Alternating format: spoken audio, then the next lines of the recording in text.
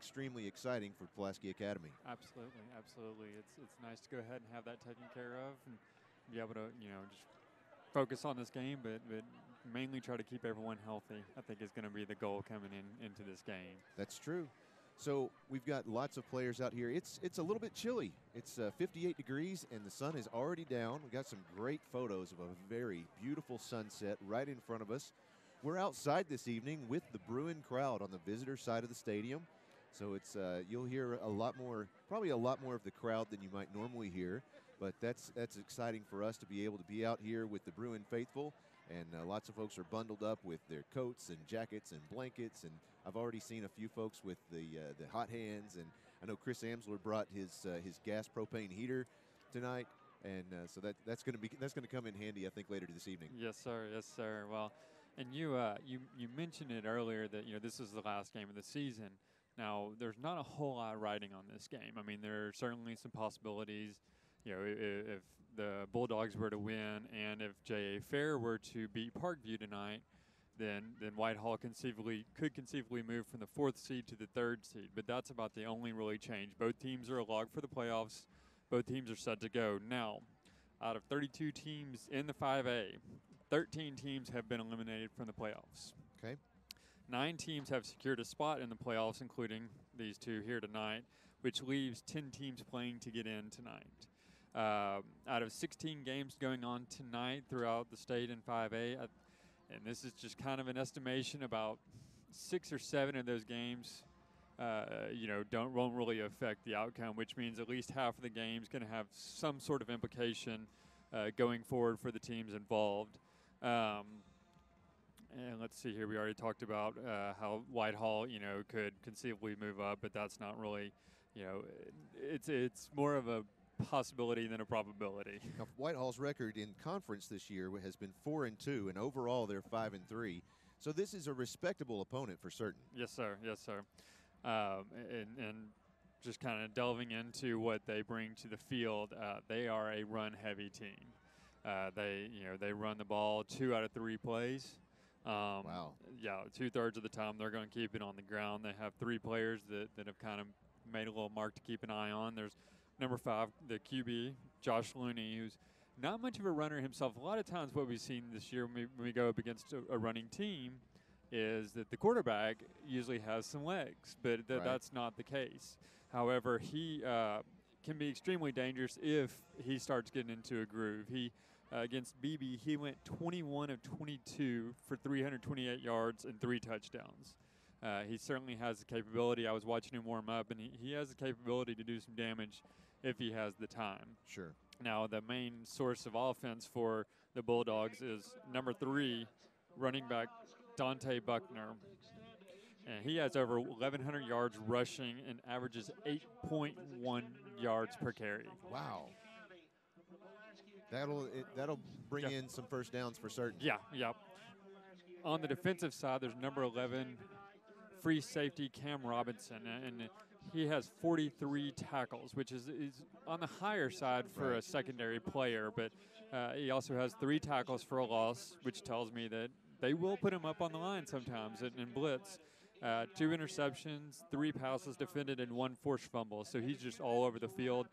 Braden Bratcher's going to have to know where he is when he snaps that ball. Sure, absolutely. Looking back to last week, we had lots of great numbers that we put up against Watson Chapel. Hudson Henry received 8 passes for 104 yards. On the year, his total 786 yards receiving.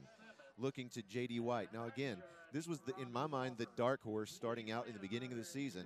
Mm-hmm. I'm going to be honest, he did not look as impressive at the beginning of the year, the first 2-3 games of the season, as he has the rest of the year all combined. Looking at last week against Watson Chapel, J.D. White received 2 passes, just 2, for 129 yards, though. Okay, for the year, he leads the team in receiving with 971 yards. Braden Bratcher, of course, the quarterback for the Bruins, has completed 68% of his passes, or he had 68% against Watson Chapel, for a total of 333 yards, and on the year has rushed for 410 yards and completed 67% of passes for 2,690 yards. Now, at this point, that's when I start. You start getting into the 2000s, nearing the 3,000 mark. That's when I start looking at those those Arkansas record book numbers. Yes, sir. Yes, And sir. we're still a little bit away from that, but not too far. He's knocking on the door. We've Yeah. got lots of football left in this season, and so I imagine that we might see him enter that top 10 here shortly. Yep. Let's see. Merritt Jones received for 331 yards for the year so far and let's see. Dylan Allison is also a big-time player. Let's go ahead and take a break, and we'll be right back to cover some more right before the game gets started. You're listening to Bruin Football on 101.1 FM, The Answer.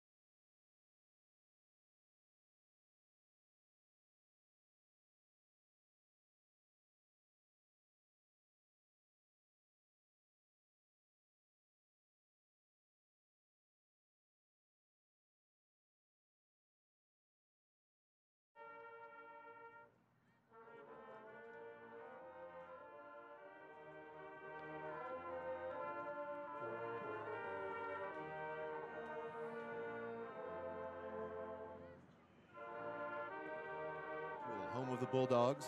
We've just heard the national anthem. And folks, if you're not here tonight, then let me tell you, you're missing out, because at Whitehall it's always a fun place because they have an actual cannon in the end zone. Is that a cannon or an artillery piece? Well, that's the same thing. A mortar, Yeah, but I mean, yeah, that is it's not an old-timey cannon. I though. believe if memory serves me, that is a 105 millimeter howitzer. All right. I think that's right. It's been a long time since I've been in field artillery, but I think that's correct. It's a small, as we would call a pop gun. Okay. It's is that right, Brooks? It looks like a 105. Yeah. So, but it is an actual cannon. They obviously don't fire a shell out of it. Well, I hope not. They just light the powder, and but it is loud, and so we hear that when they sound the cannon whenever they start the national anthem, which they just had. And of course, you will hear that again later. Well, we may hear it. We hopefully we hear it at some point. Yeah. Anytime Whitehall scores. Oh. So they'll fire. But they might get a touchdown or two somewhere in this game. Maybe. So, always good to hear that because they have a very active JROTC unit that's here at the high school. And if you look across the way, I'm not sure if we can see them just now, but on the home team side of the field, there's actually a large group on the right side as we're looking across the field. of ROTC students that are all in uniform. And I don't know that those are ROTC students. I think that's just a bunch of kids in camo gear. Maybe they were having camo night tonight. Yep. That is camo gear. It's camo gear. Okay. So yeah, here's one over here. If you look on the left side over here, there's a young man that's standing there that's an Army PT uniform actually. And so they'll have a mix of PT uniforms. There's some that are in an ACU. It's the Army combat uniform, or else a more of a dress uniform, some as well. But you'll see them scattered around, but specifically at each of the entrances on the home team side of the field. And they kind of stand there. I'm not sure if they're really on guard, but that's kind of what it looks like. I saw that a couple of weeks ago when we were here with the 9th grade team. We was here playing against the Bulldogs then. Awesome. It's always neat to see the quirks and nuances of a opposing team stadium, and just kind of learn about what's important to them and what they like to emphasize.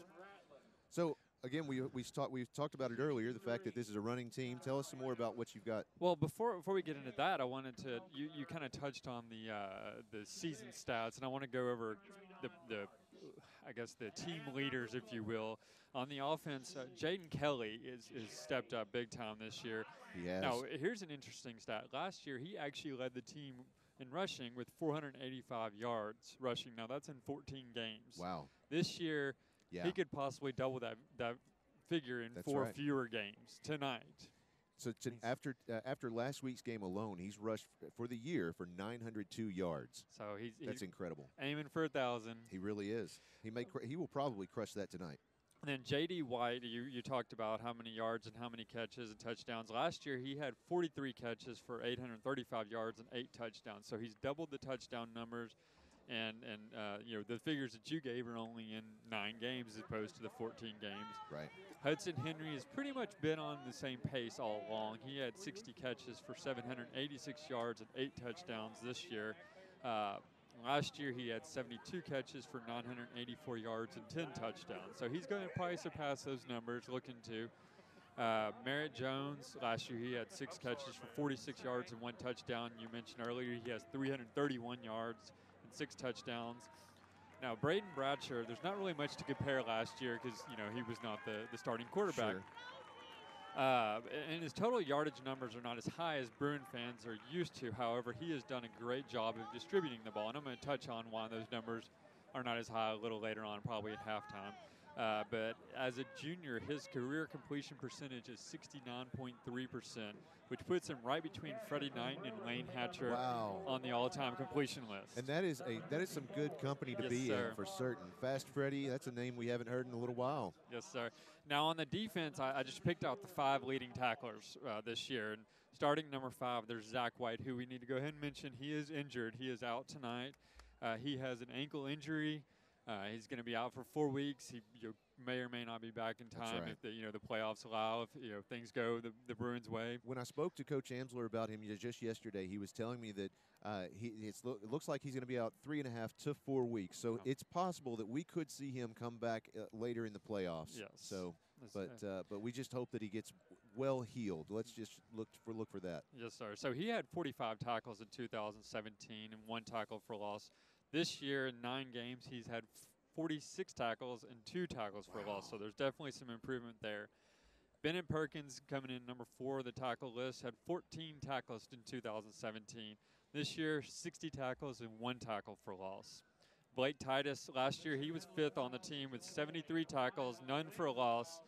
This year he has 71 in 9 games and 5 tackles for a loss.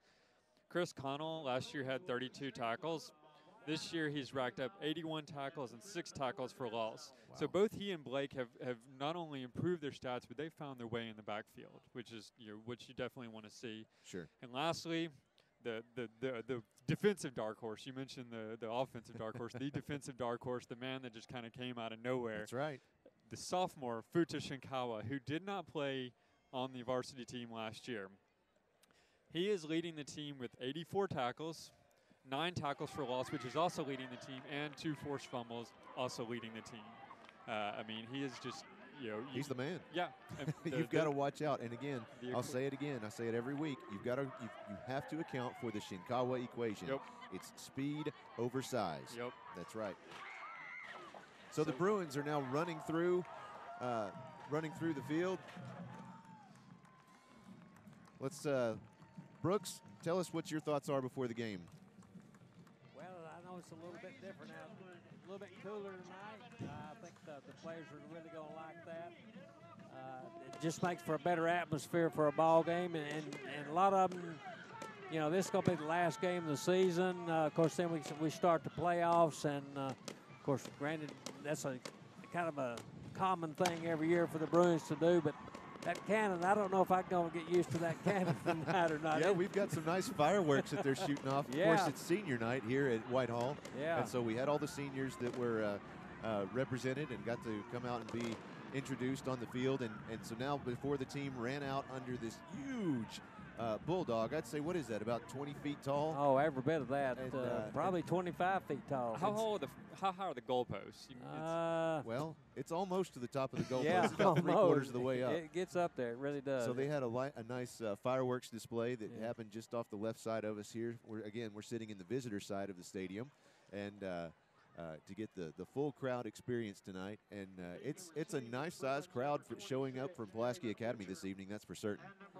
I'm just glad it's not like the night or the day that we played down in Louisiana raining. No it'd be doubt. miserable out here. We don't need that. And luckily, I think that we have staved that off. All the clouds, you can't really see them, but there are none. Yeah. There are none out there. So we have a nice clear sky.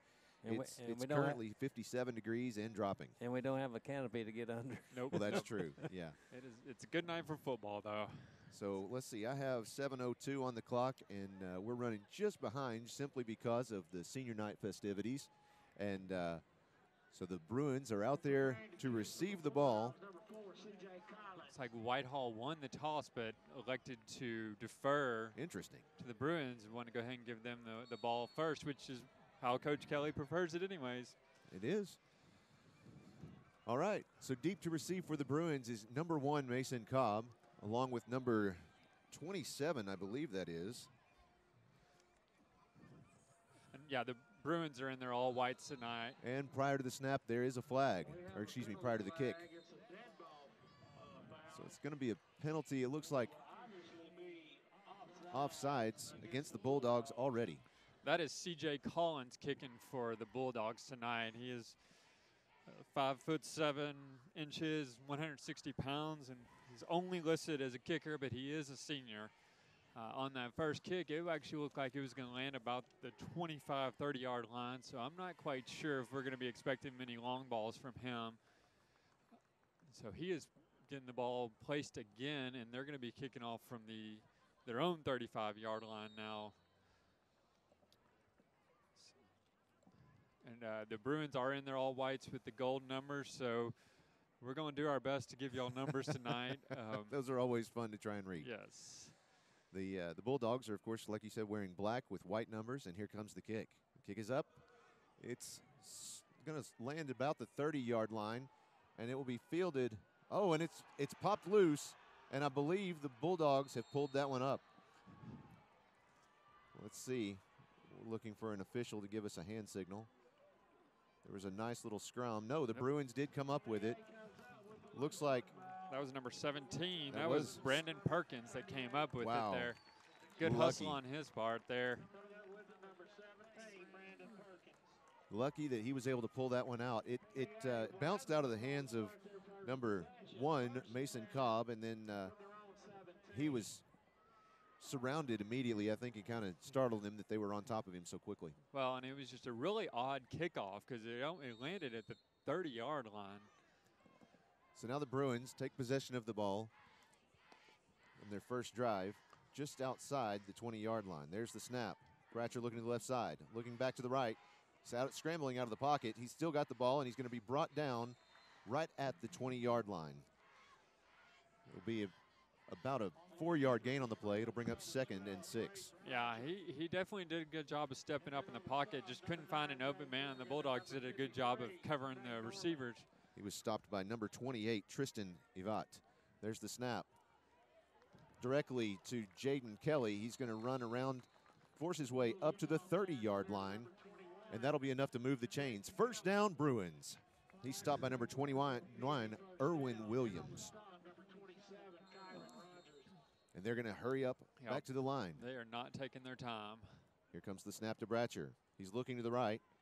There's the pass. It's complete to Mason Cobb. He laterals it over to J.D. White, and he's at the 40, the 30, the 25, the 20, the 15, the 10, the 5. Touchdown, Bruins. J.D. White scores with only about 47 seconds off the clock. Well, and they're looking to just make Brooks' life a little harder tonight. He's going to have to figure out those stats and how to divvy them up, because that was a hook and lateral there right off the third play of the game. First pass of the official pass of the game. And so the Bruins, Bratcher is still out there. He's looking to the sidelines. They are planning on going for 2 here. Bratcher still out there. He has 2 receivers to the right, 3 to the left. Waiting for the snap. There's the snap. He's going to keep it himself, running straight up the middle, and he's in there. The quarterback keep, 2-point rushing conversion is good.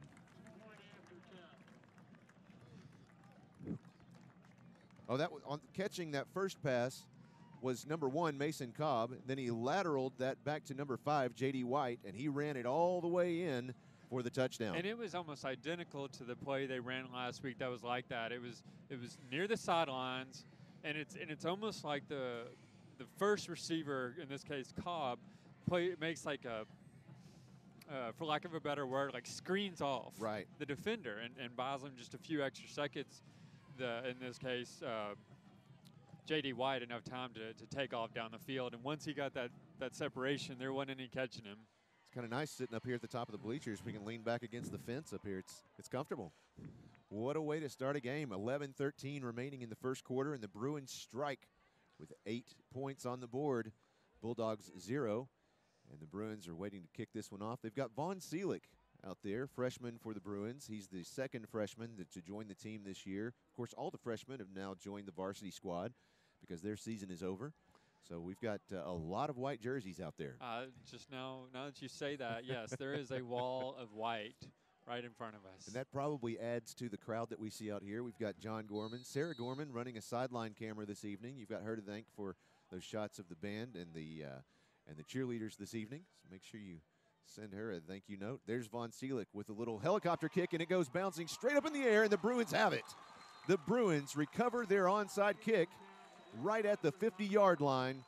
Vaughn Seelick, wow.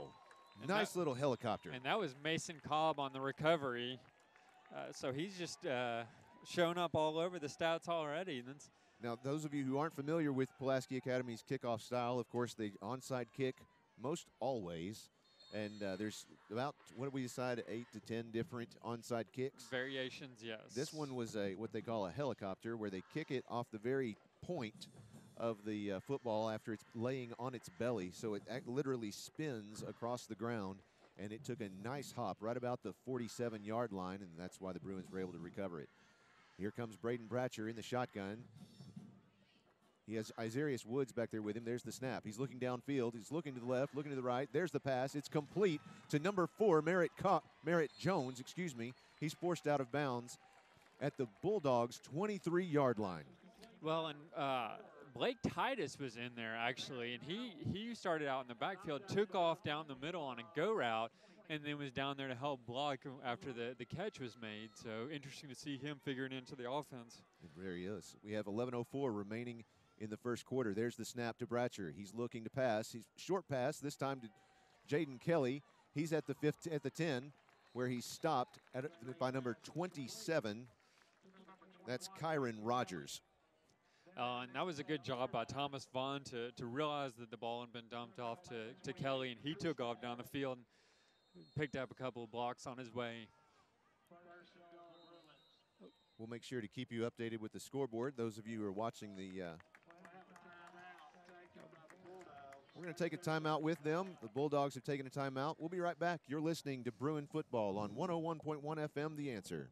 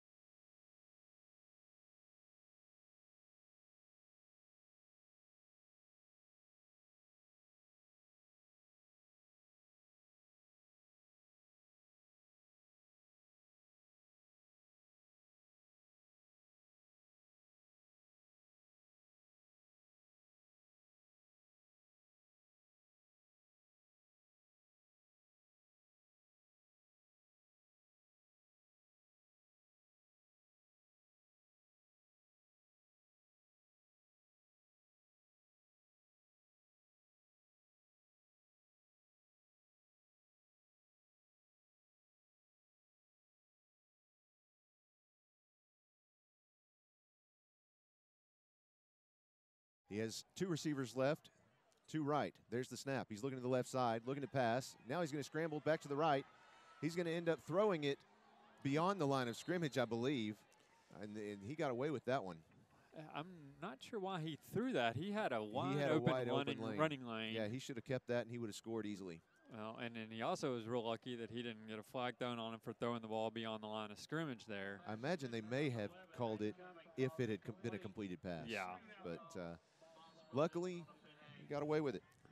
Here comes Braden Bratcher again in the shotgun. He has 3 receivers to the left side, 2 to the right. There's the snap, looking to the left. There's the pass. It's complete. Right into the hands of Merritt Jones in the end zone. Touchdown, Bruins. We do have a flag on the field, but Hudson Henry is clapping, so he seems to be convinced it's going to be against the Bulldogs. We'll wait to see what the white hat says. 10:35 on the clock. Holding against the defense, so the score is good. The Bruins leading this one 14-0 with 10:35 on the clock. So now it looks like they're going for it again, going for 2 again. There's a hurry-up offense. So you have Braden Bratcher hands off immediately to number 21, Jaden Kelly. He tries to push his way right through the middle and fails. So we'll have the score right there, 14-0 with 10:35 remaining. The Bruins leading this one. We'll be right back. You're listening to Bruin Football on 101.1 FM, The Answer.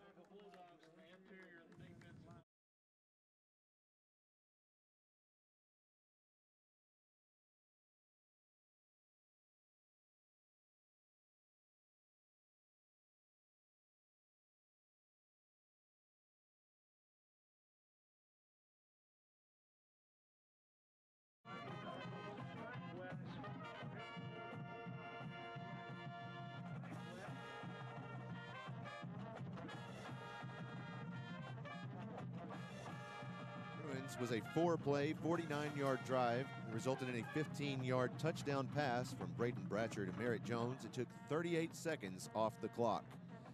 So the Bruins coming out to kick it back off to the Bulldogs one more time. Less than a minute and a half into the game, and 14-0. 14-0. We were going to try to have some scores for folks tonight in the 5A games, the essential 5A games. The ones that we're going to keep an eye on especially are the games involving Morrilton, Greenbrier, Alma, and Valonia, who are all playing musical chairs for the last 3 spots out of the in Greenbrier tonight. Valonia is playing Greenbrier. Greenbrier leads 7-0 in the second quarter.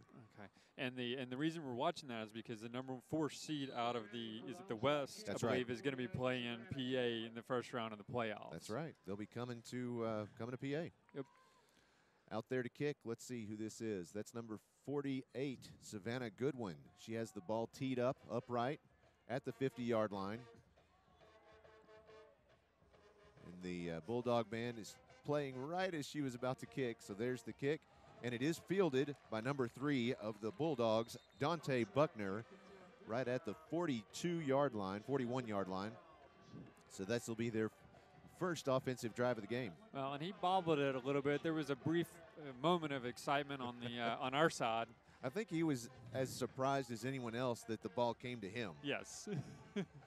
Yeah, I wonder how much time they put into put into practicing for those plays during the week before they're going to be playing the Bruins. Well, that's one of the things that I remember Coach Kelly talking about in years past was the fact that as teams play against PA, they have to practice that, and he likes the fact that they do it because it takes away from their ability to practice anything else. It makes sense.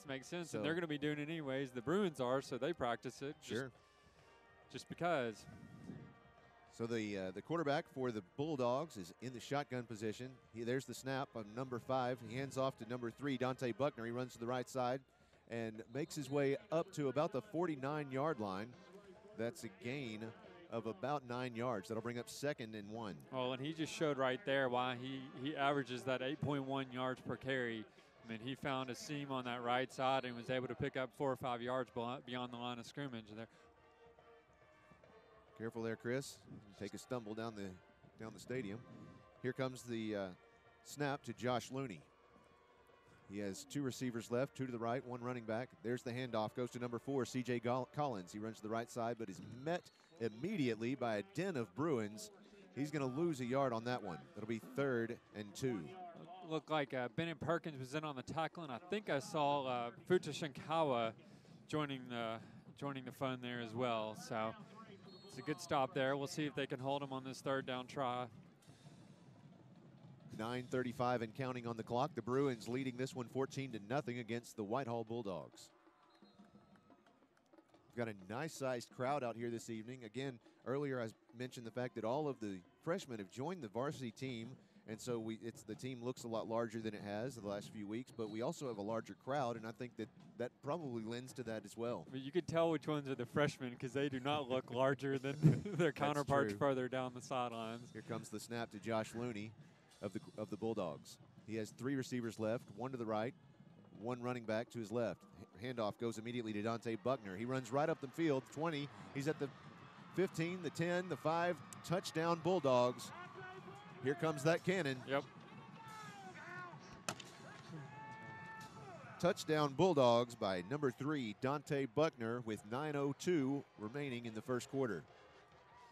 Oh, and let's see here. Looks like they're going to be lining up to kick it, or are they going for it for 2? Let's see. Well, looks like they're looking for a signal. They're going to kick, I believe. Yeah. They've got the tee down. Dante Buckner is still out there. Oh, we're just waiting for a placeholder. Oh, no, we're not. He says, no, get back over there. No, it's number 4, C.J. Collins, who was running back a moment ago, and now he's a kicker. There's the snap. The hold is good. The kick is up. The kick is good. So the Bruins still leading this one 14, but the Bulldogs get on the board with 7 points. And there goes the cannon one more time. 9:02 remaining in the first quarter. Let's take a quick break. You're listening to Bruin Football on 101.1 FM, The Answer.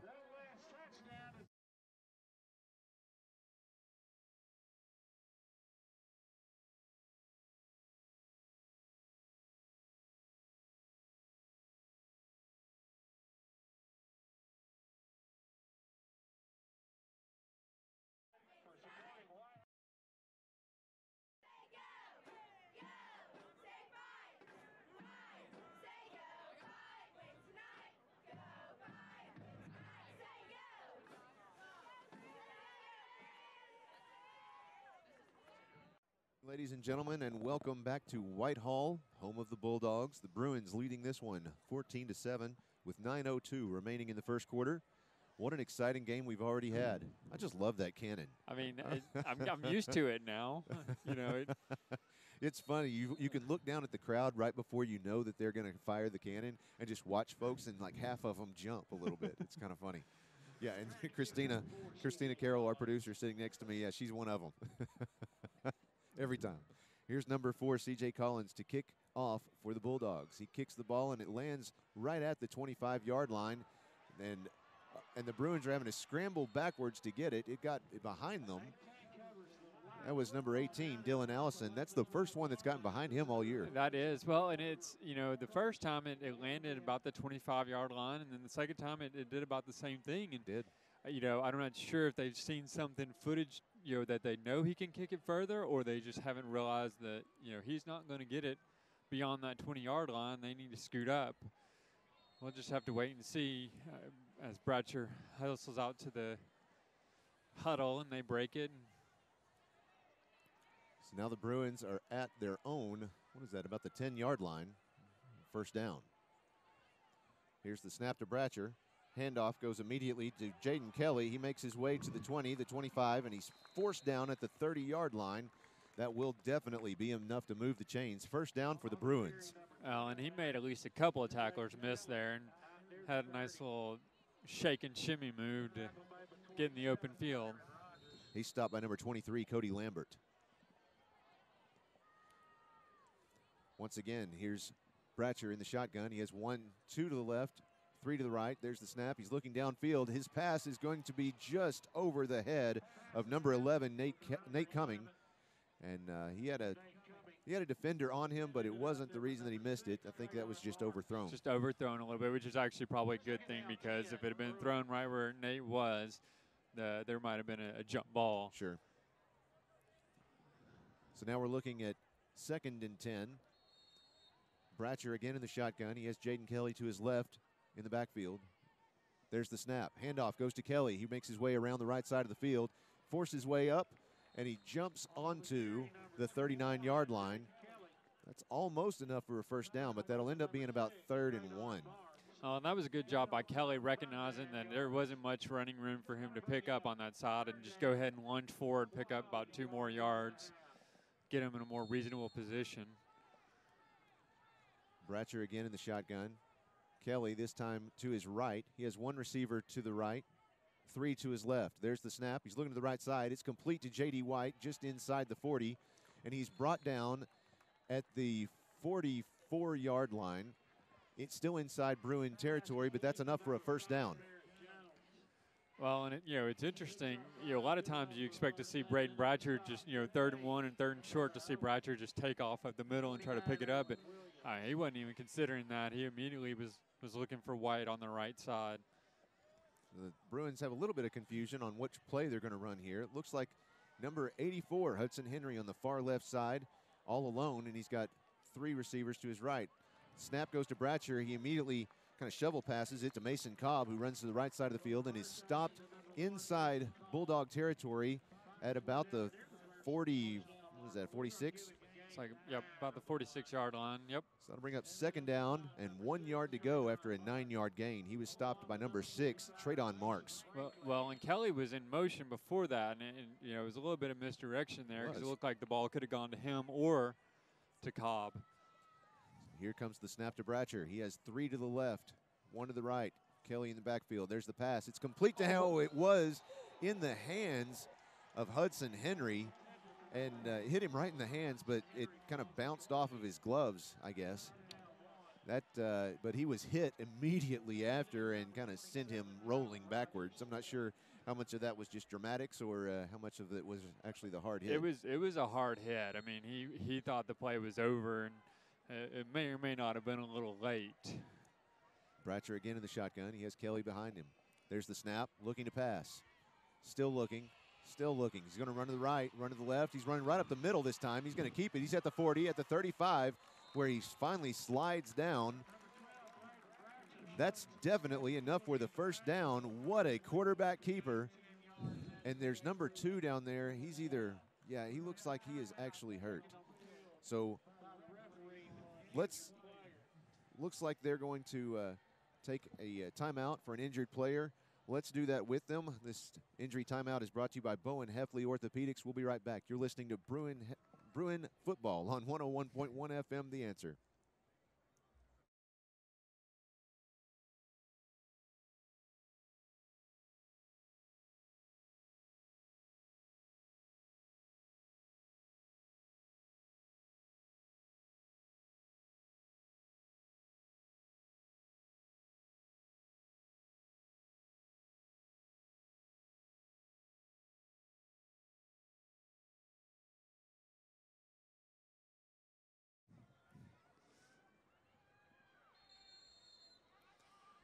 Welcome back to Bulldog Stadium. Injured player makes his way off the field.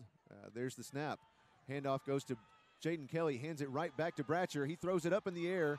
It's caught by number 5, J.D. White. He says, no, sir. The official says, no, he's out of bounds, even though he knocked over the pylon. I thought that was definitive a touchdown. I'm afraid a foot might have been on the out-of-bounds line, and the other foot swung around after he'd caught it and hit that pylon. It definitely looked like he was out of bounds when he came down with it. Still an impressive catch, mind you, but absolutely was. Here's the Bruins. There's the snap. Handoff goes to Jaden Kelly. He runs to the right side of the field and runs out of bounds at the 28-yard line. That'll be a gain of about 7, so that'll bring up 3rd down and about 3 to go.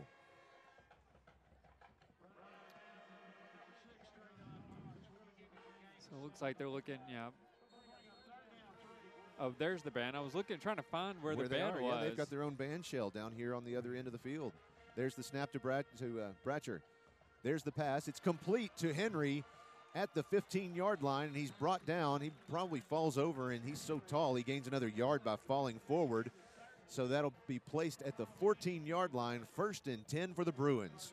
Oh, and Henry caught that ball, and he was looking to pick up a few more yards. I don't think he was very happy about that. He wasn't ready to give it up. Somewhat late hit that he took a couple of plays ago. He definitely has a little fire under him right now. He was stopped by number 6, Traydon Marks. Here comes the snap again to Bratcher. He's in the shotgun. He has 3 receivers to the right, 2 to the left. There's the snap. He's looking to the right side. There's the pass, and it goes sailing again over the head of number 11, Nate Cumming. Yeah, I'm not sure if he thought that was Henry back there, but that probably was going to go over his head, too. It would have, most definitely. I don't think they have a player that tall. Nope. Unfortunately. So Bruins looking to the sideline for the play. 6:18 remaining in the first quarter. The Bruins leading 14-7 against Whitehall. There's the snap to Bratcher. He's looking downfield to the right side. There's the pass. It's up in the air, and it's over the head of number 1, Mason Cobb. and that's twice in a row that Bratcher's thrown that ball with a little more juice than he probably would have liked. But at the same time, he's trying to keep it out of enemy hands. And Right. I mean, that was almost a fade route to the end zone, but did not come out the way they were hoping. The Bruins looking to the sidelines for the play. Play clock's at 17. Counting. There's Bratcher in the shotgun. He has 3 to his left, 2 to the right. There's the snap. He's going to keep it. He's running up the middle of the field, and here comes flags coming in from everywhere. Oh, and yeah, that flag came in from the back judge. He is signaling holding. Hold. Yeah.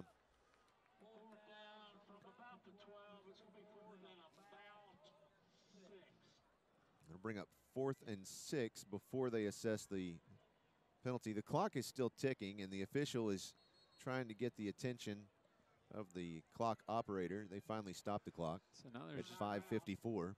okay, now they're huddling up. I don't think the clock operator saw the fact that there was a flag on the play. Well, and I don't think the announcer did either. So now they're huddling up, maybe just for warmth, maybe a little chilly.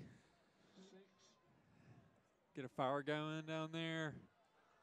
So now the official is signaling for them to reset the clock. And he can't, he's trying to give them a number. He's having a hard time getting that up to the press box.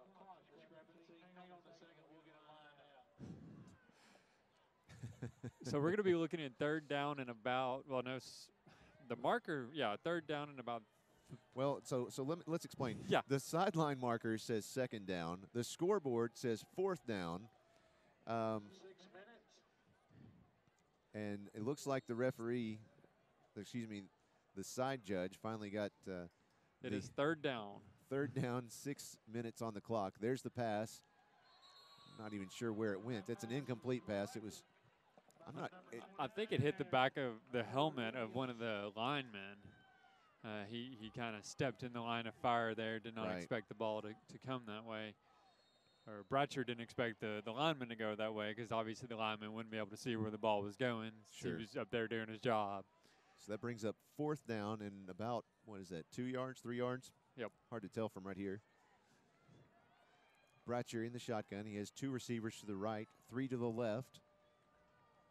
5:56 on the clock. There's the snap. He's looking to the right side. There's the pass, and it's complete to Henry at about the 1-yard line, and that's enough for a 1st down for the Bruins. I got some chirping from our side of the stands. Apparently there's some holding going on there. They didn't like it. According to The I'm fans. surely unbiased. Sure. So now it's 1st and goal. 1st and goal, and look to Bratcher to keep it, as he tends to do in these types of plays. I imagine you're right. Let's see. Bratcher in the shotgun. He has 2 receivers to the left, 3 to the right. There's the snap. Nope, he's going to kind of give it a pass over to little shovel pass to Henry. He forces his way into the end zone. Touchdown, Bruins.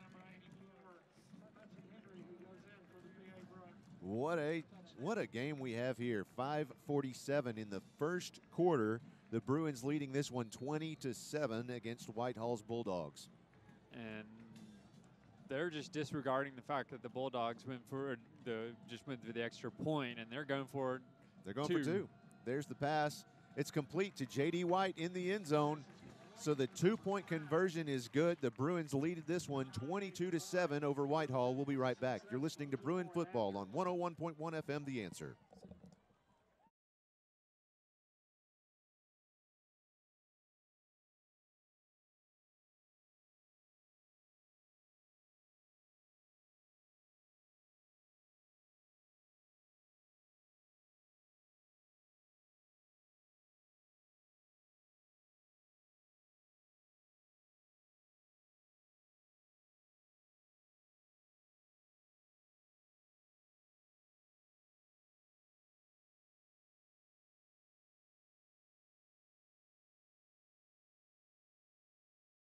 Give us somebody can help us out with some of the scores. We're looking at some data from fearlessfriday.com. It shows that Parkview and Fair have already finished a final of 56-0. Not sure if that's this week's game or last week's game. Throw us a tweet or a text message. That was Thursday night game. Okay, and Little Rock Christian. So those were both last night's games, so they're already final. So Parkview won at 56-0 against Fair, and Little Rock Christian won 35-21 against BB in the final yesterday. So that's good. So the outcome Ansler. of this game doesn't really, I mean, ultimately isn't going to matter as far as the standings for the playoffs go. Right. Obviously, there's still going to be some pride issues. There's Clay James out to kick the onside kick, and it is bobbling. It's still bobbling, and it was going one way. Now it's going the other way. I think that kick was handled by about 5 different players, and each on different teams. I have not seen that one this year, Ned. I mean, it went literally. The ball changed direction somehow. It must have hit off of a few players and gone the other way. It ended up in Bruin hands, or excuse me, in Bulldog hands, I should say, and they have the ball spotted at the Bruins' 47-yard line. So the Bulldogs have the ball. That last scoring drive for the Bruins was a 15-play, 88-yard drive that resulted in a 1-yard touchdown pass from Braden Bratcher to Hudson Henry. It took 3:12 off the clock. Here comes the snap to number 5, Josh Looney, quarterback for the Whitehall Bulldogs. There's the snap. Handoff goes immediately to number 3, Dante Buckner, and he makes his way up to the 45-yard line. It's about a 2-yard gain. We'll say that's 2nd down and 8. That was Jake Terry on the tackle. I think saw Chris Connell on there as well. I guarantee you after that first series, the Bruins are going to be stacking the box. I mean, they're going to be putting 8, 9, how many ever men they can fit in there, how many ever the Bulldogs will allow them to put in the box, because they are not going to allow that to happen again. No, they won't. Yep, looks like they got at least 8 there already. Looking to snap the ball. They do have quite a number there. There's the blitz.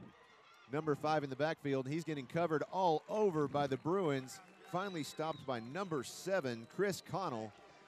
And that's a big loss for the Bulldogs. Well, and that was Fuda Shinkawa who actually kind of flushed him and caused him to start to stumble. And then, yes, Chris Connell cleaned up at the end there. Yeah, I don't think number 5 realized just how fast Fuda Shinkawa was going to be flashing into there. He didn't, I'm sure. He had a look of fear in his eye when he saw him. So that'll bring up 3rd down, and we don't have the yardage on the scoreboard, but we're going to say it's 3rd down and a little more than 20 yards to go. There's the snap, and its snap is bobbled and fumbled right there at the line of scrimmage. That'll bring up 4th down and a bus ride for the Bulldogs. And that's got to be a frustrating series for them. They went from, probably going to use up all 3 of the remaining downs after that first run, and now it looks like they're going to probably have to punt it, because going for it on 4th and 22 now, yeah. 23. Yeah, that's this early in the game is probably not a preferable option.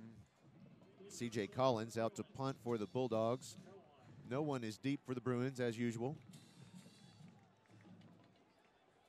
The only thing they're worried about is an onside kick. Looks like some of them are going to back up just a little bit.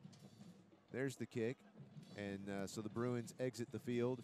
The kick lands at about the 35-yard line, and once again, the opponents, the Bulldogs, are quite confused by the Bruins leaving the field. Yes, every time it's the hands in the air, What's just going happened? on? Yeah. Yes. Yeah, and it's funny because it'll continue for the next 5 or so minutes as they all talk to each other and they're looking at each other with their hands in the air. What just happened? Yeah. Like, is that? I like it. I wonder how much that gets into their head. It has to. I mean, with the going for it on 4th down's one thing, the onside kick's another, but then just flat out not even trying to retrieve the ball on a punt return. Right. Braden Bratcher in the shotgun. He has Jaden Kelly to his left, 2 receivers to the left, and then 3 to the right. There's the snap. Looking to the right side immediately, and it's just he led Merritt Jones just about a half yard too much. And so he was able to get his fingertips on it, but that was all. And I think number 27 there was on the defense there. Jones might have been able to come up with it, but Kyron Rogers did a good job of breaking up the pass there. Bratcher again in the shotgun.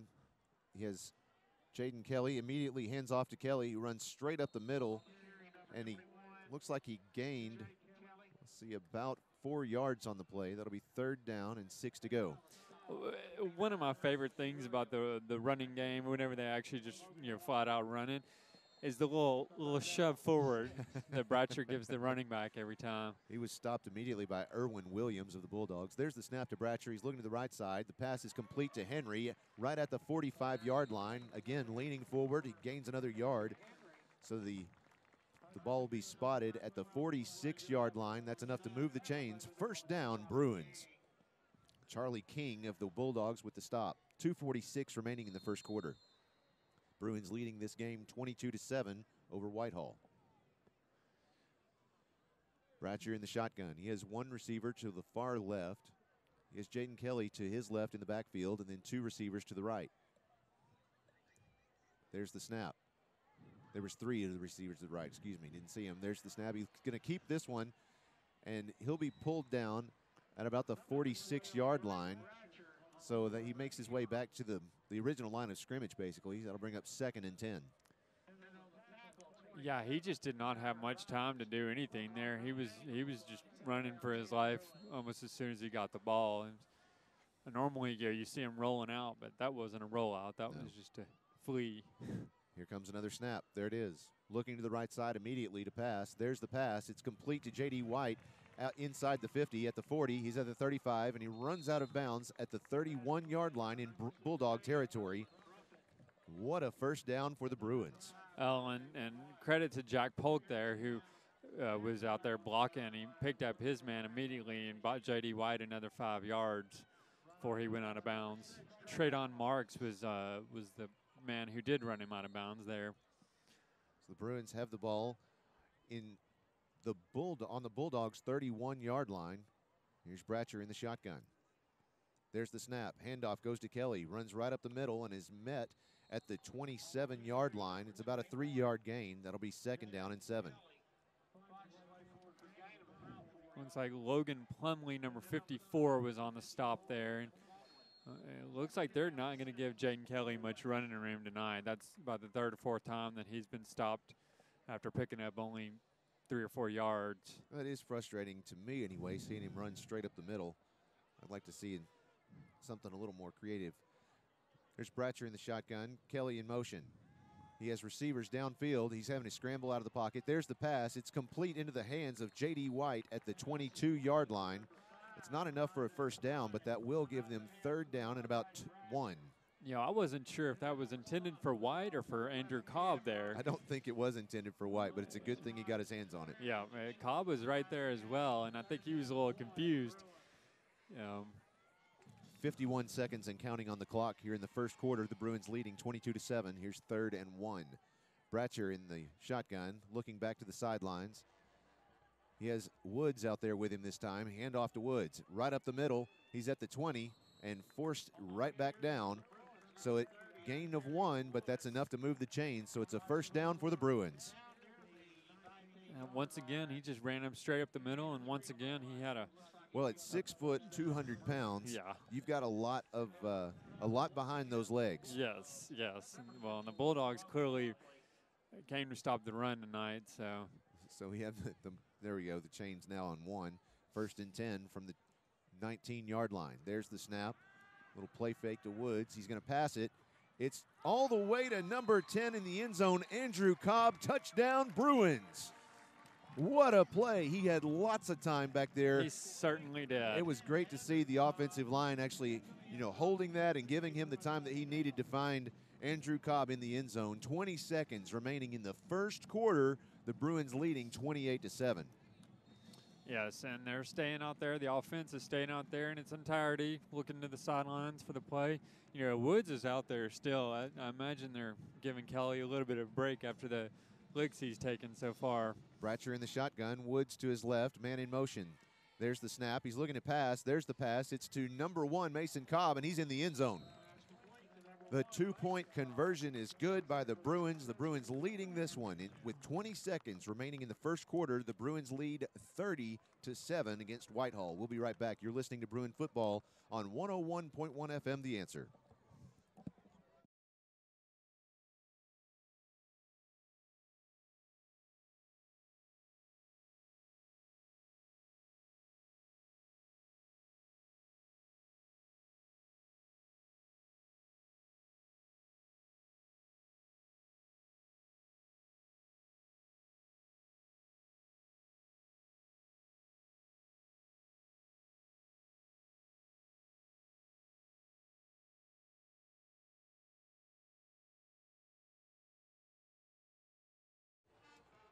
And we're back here in Bulldog Stadium. The Bulldog Band is over in their band shell playing away.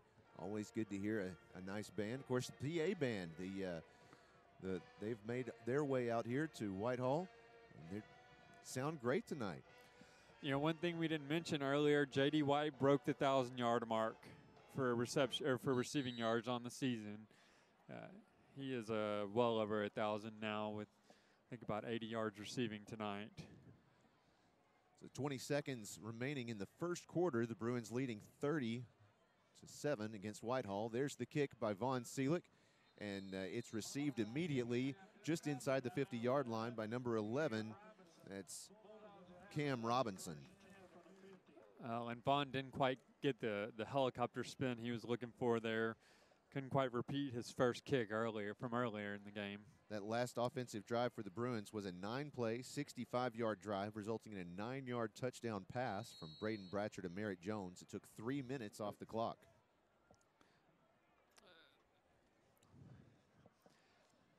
That was actually the previous drive. Well, there you go. If it sounds y'all having a little deja vu out there, that's why. We'll get those stats to you in just a sec. There's the snap to number 5, Josh Looney. He hands off immediately to the running back next to him, and he makes his way up to the 49-yard line. Gain of about 3, He made his way up to about the 46. So that'll be second down and 7 yards to go. Now, that last scoring drive was a 9-play, 65-yard drive that resulted in a 19-yard touchdown pass from Bratcher to Andrew Cobb. Took 3 minutes off the clock. That's the end of the first quarter here at Bulldog Stadium in Whitehall, Arkansas. The Bruins leading 30, Bulldogs 7. We'll be right back. You're listening to Bruin Football on 101.1 FM, The Answer.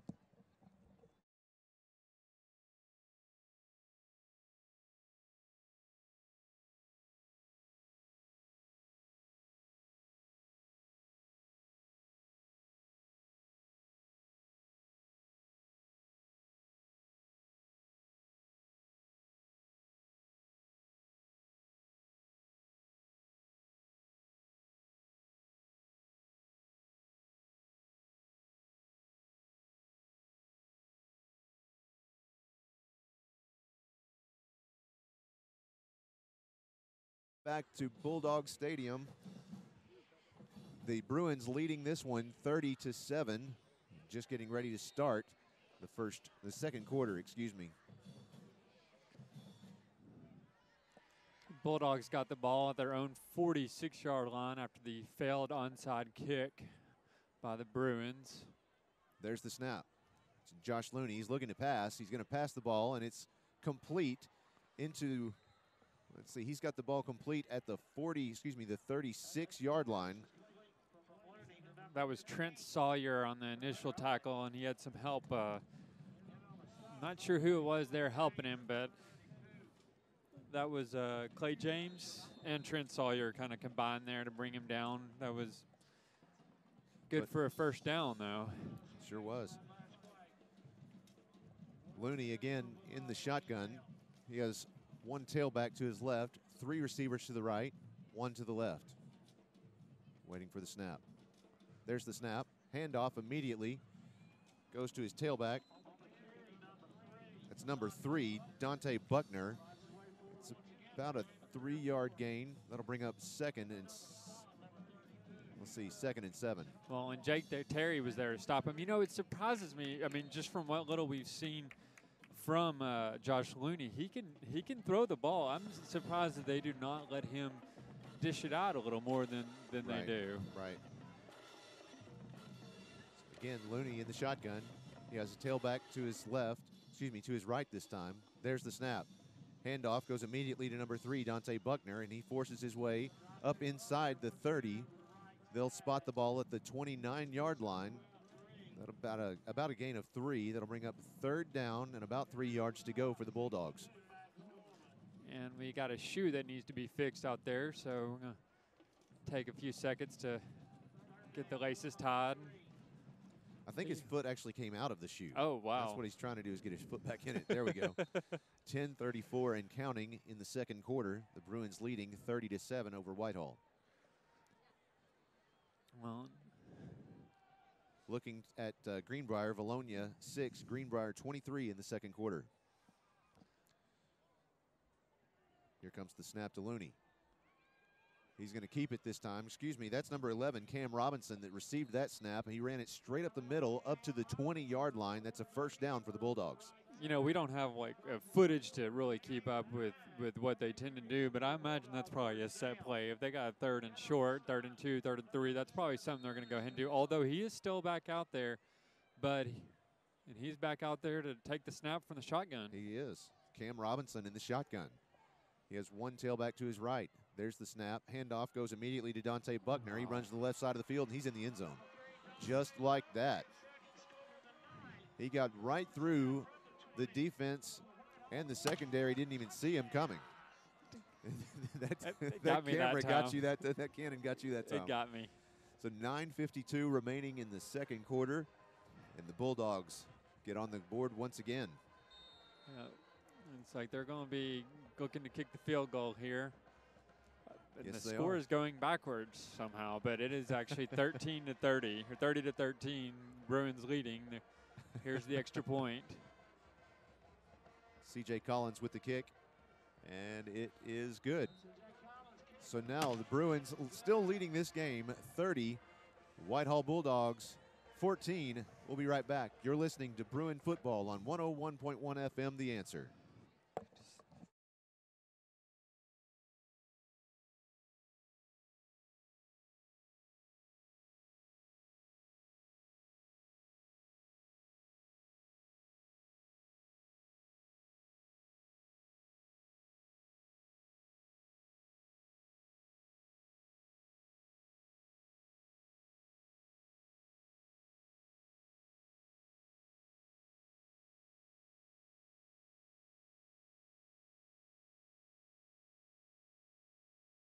Bulldog Stadium here at Whitehall.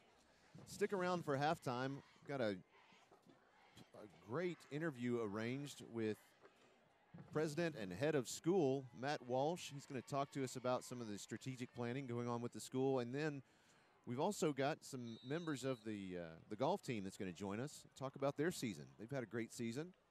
They'll tell us about that as well, so stick around. And you and I were just briefly discussing why we haven't heard Dante Buckner's name mentioned in any type of recruiting. Well, he's only a junior. That's why. I mean, this is an impressive display he's putting on tonight. Here's C.J. Collins to kick off to the Bruins. Number 1, Mason Cobb, deep to receive. He catches that one at the 10-yard line. He's at the 20, at the 22, and then he jumps forward. I'm not sure where they're going to place that one.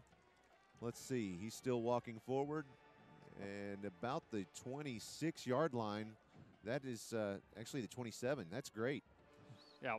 Well, and that was an impressive over-the-shoulder catch after those first few kickoffs that were most certainly was. that were kind of way short. So now the Bruins are on their own 27-yard line, 1st and 10, 9:43 remaining in the second quarter. The Bruins leading 30-14 over the Bulldogs of Whitehall. Here comes Braden Bratcher in the shotgun. He has 2 receivers left, 2 to the right. There's the snap. He's looking to the left side. There's the pass. It was intended for Jaden Kelly, but it led him by about a yard. And that's the second time that's happened to us where there's actually been a receiver over here on the sidelines right on the edge, and we have not been able to see him lining up. I did not see who it was that time, but certainly fooled us. So now they have Bratcher's back in the shotgun, empty set. He's got 3 to the left, 2 to the right. Looking for the play. They're all looking to the sidelines now to the play. Keep missing that third one on the left side because he's so close to the Bruin sideline. There's the snap. This time Bratcher keeps it. He's at the 20, at the 30, at the 35, and he's forced down at the 35-yard line. That'll bring up 3rd down and 2 yards to go. Wow, that was actually a pretty generous spot. That's actually, they'll place that at the 36-yard line, so 3rd and 1. Yeah, he ran about 12 yards to pick up 8 there. Yeah, he did. 9:12 and counting on the clock here in the second quarter. That's Kelly in the shotgun. He received it directly. He's running to the right side. He makes his way across the 50. He's at the 40 and runs out of bounds right there at the 41-yard line. That'll move the chains. 1st down, Bruins. Well, and that was an excellent job by Kelly, kind of reading the defense, figuring out, hey, I need to go out to the far side, and I can pick up the 1st down and then some. Didn't try to run it up the middle that time. Folks, don't forget, tweet us using hashtag PA Bruins. Love to hear your reactions. If you are on Instagram, show us how you're watching the game at home. Throw out a picture on Instagram. There's the snap to Bratcher. Hands off immediately to Woods. Runs right up the middle, and he's stopped at the 35-yard line. That's a gain of about 6. That'll bring up 2nd down and 4 yards to go for the Bruins. And when you say show us how you're watching the game, you mean show us how many layers of blankets and hoodies and you know what? If you're in your living room, I hope you don't need blankets and hoodies. But there may be a few folks out here listening tonight. They are definitely in some blankets and hoodies, I guarantee you. I know Christina Carroll has the hot hands. She's trying to warm up right now. There's the snap to Bratcher. He's looking to the left side to pass. There's the pass. And it's complete to J.D. White. Touchdown, Bruins. He caught that one right at the 15-yard line and ran it in untouched. What a play for J.D. White, getting the Bruins on the board one more time. The Bruins now leading 36-14 here in the first half. Well, and, I mentioned earlier that J.D. White had broken the 1,000-yard mark. He might be aiming to break the 1,100-yard mark the way he's catching tonight. No doubt. I think he might be at 1,050 at this point. Somebody might have told him that I called him the dark horse. So he's out to prove me wrong, which I hope he absolutely does. Here's, again, now we have Mason Cobb in the quarterback position. There's the snap. He's looking to pass. He should have kept that one, but he passed it. It was intended for Woods, but it's incomplete. He had a lane open on the left side, but I don't think he saw it. No. So the point after attempt is no good. The Bruins leading this game 36-14. Let's keep it right here.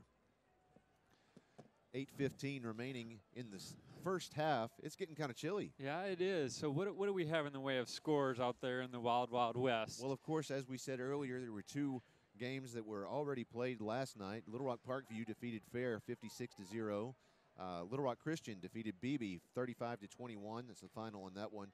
Here in the second quarter at Batesville, Valley View is behind Batesville 9-10. In the second quarter, Little Rock McClellan leading Fairview, Camden Fairview, 21-6. Also in the second quarter, Morrilton leading Clarksville, 21-6. Harrison leading Farmington in the second quarter, 28-0. Harrison's another one to watch. They've got an impressive quarterback this year, so we'll watch for them in the playoffs, I'm sure. Let's see, Valonia 6, Greenbrier 23 in the second quarter. Another one to watch for us is Alma 19 at Huntsville 3 in the second quarter. Savannah Goodwin out to kick for the Bruins. Any other scores there catch your eye? No, we don't have anything from Hope at Magnolia, but That's not really one that's going to affect our game or quite yet that we have any real interest in. Sure. So Savannah has the ball teed up, upright at the 40-yard line. There's the kick, and it bounces right there. Takes a nice bounce at the 45-yard line. It's fielded by number 11, Cam Robinson, but I think there's a flag on that play. I think I'm not sure. They're discussing it now. I'm not sure what the flag could have been unless, of course, he called for a fair catch and then tried to run with it. But yeah, that's the only thing it really could have been. But it was dribbling across the ground. Can you call a fair catch? I don't know. That's a. And I mean, if it doesn't go 10 yards because they catch it, then which it didn't go 10 yards, but no, it went about 9 yards before he actually caught the ball. Yeah, they're going to waive that off. Now, I'm going to guess what just happened here. I think the official thought, okay, well, it didn't go 10 yards, so there's the flag. But that's not the case if the kicking team isn't the one to touch the ball before it goes 10 yards. As long as the receiving team touches the ball, then it's a fair kick. Yeah. So the Bulldogs have the ball on the Bruins' 49-yard line after the kick. It'll be 1st and 10 for the Bulldogs. 8:14 remaining in the first half. I'm looking to see if Richard Griffith is out there. That's usually my indicator that they're sending out the bigs to try to stop the run game after the past 2 touchdown runs by number 3, Dante Buckner. There's a snap, and number 5 is looking to pass, but he is running for his life, but he cannot be right down. There is a flag on the field back where the action was happening around the 45-yard line of the Bulldog territory. And that's the original quarterback for the Bulldogs, Josh Looney. He was stopped back at the original line of scrimmage, right at the 50-yard line. Let's see. Looks like it's going to be holding against the Bulldogs. Wow.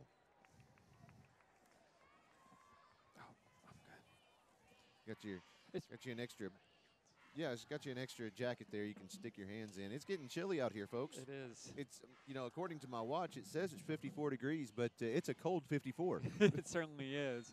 Just to think that 59 degrees was just an hour ago or so, and that felt just fine. But, well, the sun was out, too, so that I'm sure that helps. Always good to have all these Bruin fans out here. It's a large crowd of Bruins tonight. Yep. So here comes 1st and 20. What was that? 1st and 25. There's the snap. Handoff goes to number 3. That's Dante Buckner. He runs to the right side of the field and is stopped just on the other side of the 50-yard line. Let's see.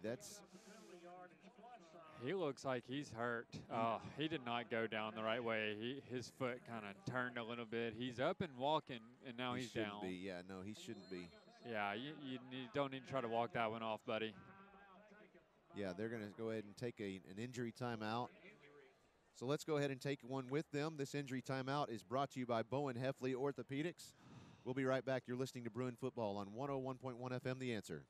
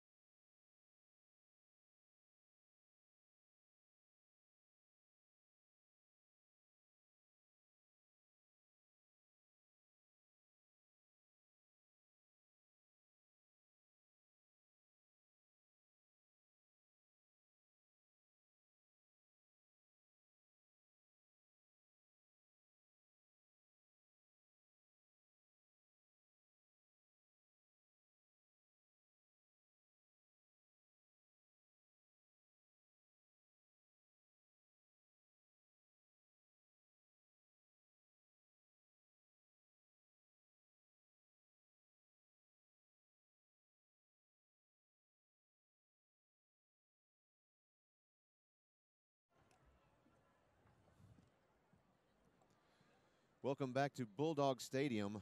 That injured player for the Bulldogs was number 3, Dante Buckner. It looked like it was an Achilles pull or injury of some type. He's still getting assistance off the field, but looks like he's well taken care of. We hope all the best for him. Yeah, you hate to see that. I don't think we're going to see him again tonight, honestly. No, we shouldn't. And you hate to see that. As talented as he's been, as much as he's put into it, 1,100 yards this year. You know, for him to go down, hopefully he'll be able to shake it off, whatever it is, and be active, you know, for the next game. Right. I want to say hello and thank you to Don Cole. He's out listening tonight. Thank you, sir, for correcting us on the pronunciation of Alma. I kept saying Alma. Don't say that. It's Alma. It's the other way. It's the other way around. It's Alma. All right, let me fix that. Alma. There's number 5. He's going to throw the pass all the way down to the 15-yard line, and it's received by number 1, Charlie King. What a play.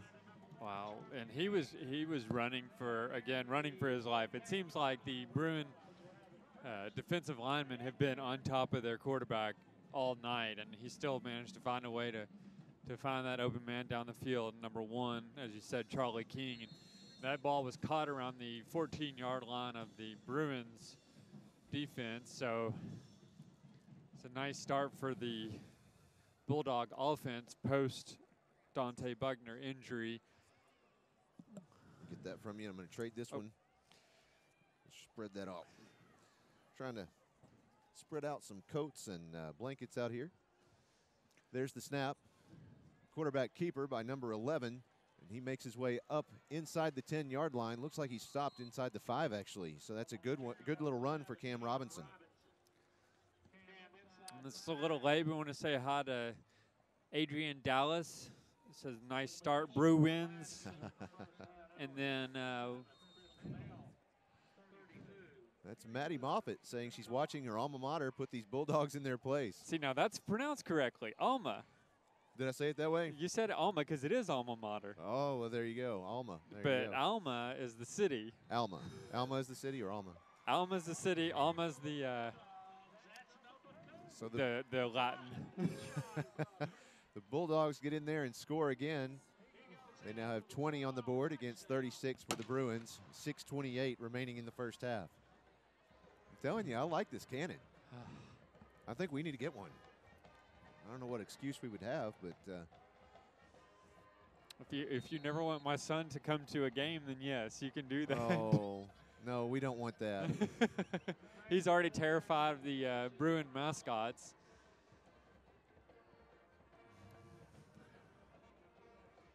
Yeah, we want to see Owen out there, that's for certain.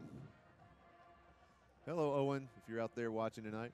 There's the snap for the point after attempt. The kick is up. The kick is good. So that puts the Bulldogs with 21 on the board. The Bruins still leading with 36, 6.5 minutes remaining. Go ahead.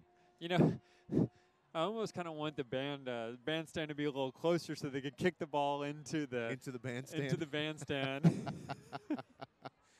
All right, let's go ahead and take a quick break. We'll be right back. You're listening to Bruin Football on 101.1 FM, The Answer.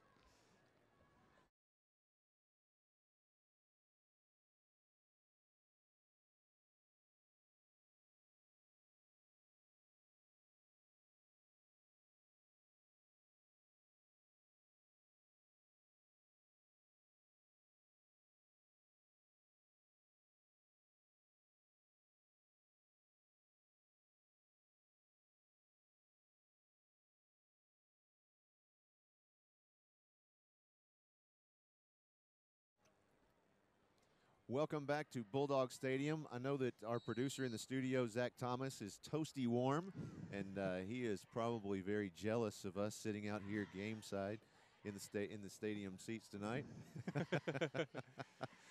Always love working with Zach. Thank you, sir. Here comes the kick from number 4 of the Bulldogs, C.J. Collins, kicking off to the Bruins. It's received immediately by number 5, J.D. White, right at the 40-yard line.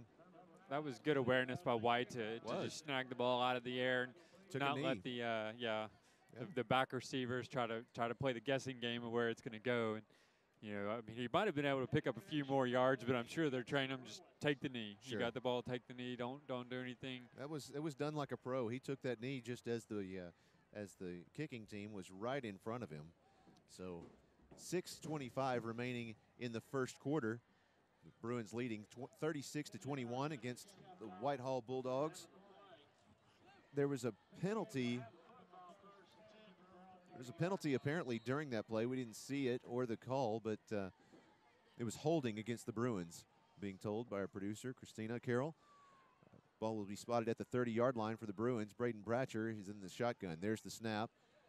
He has Henry looking for the pass, and there it is, all the way downfield. It's complete to number 4, Merritt Jones, all the way at the opposite end of the field. We're talking 30-yard line to 30-yard line. Wow. 60-yard pass for Merritt Jones. First down, Bruins. What a pass and what a catch. He caught it falling down there. It was definitely a little bit of acrobatics. Of course, I can't do math. That's a 40-yard pass. But anyway, there's the snap to Bratcher. He's looking to pass.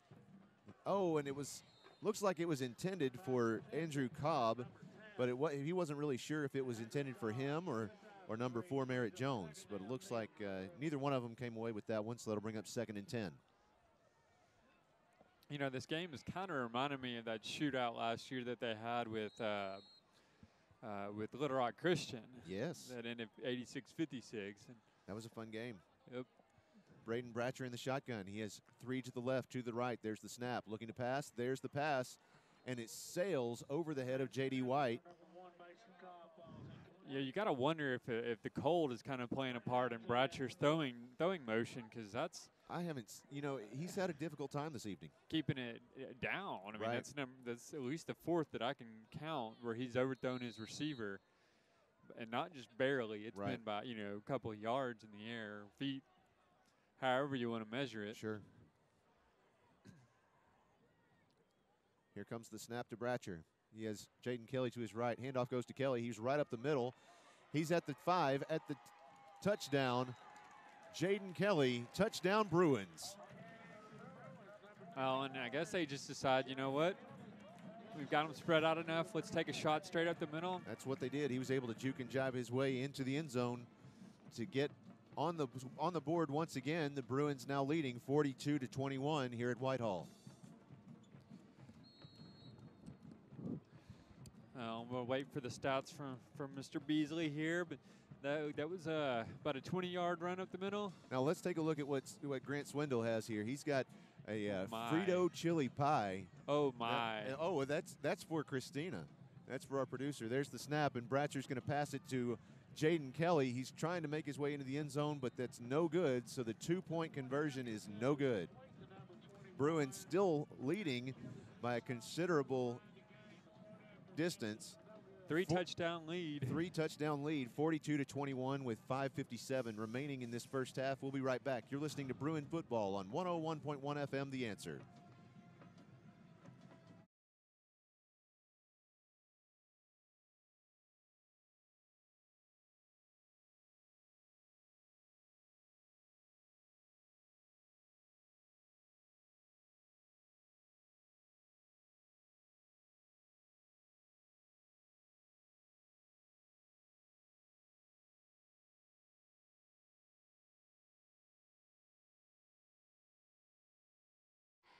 Like Old Navy. And we're back here at Bulldog Stadium. So you're telling me that they have jeans that are padded for cold weather? Yes. I didn't know that was a thing. I got them a few years back. I wish I had them right now. No, it's not. I'm going to look into that. That sounds comfy. When those came out, I thought those were nachos. But no, that's a Frito chili much pie. better. Oh, they're flannel lined. Oh. I'm sorry, flannel, yeah. Yeah. All right, so here's number 8 for the Bruins, our traditional kicker, Clay James. The first time we've seen him kicking tonight. He has the ball upright on the tee. It's the second time? It is the second time, yeah. That kick is received immediately by number 2 of the Bulldogs. That's Deshaun Buckner. So the Bulldogs have the ball at their own 49-yard line. Those First smell and so 10. good. Yeah, I'm sorry. I'm going to stop talking about them. Oh, goodness.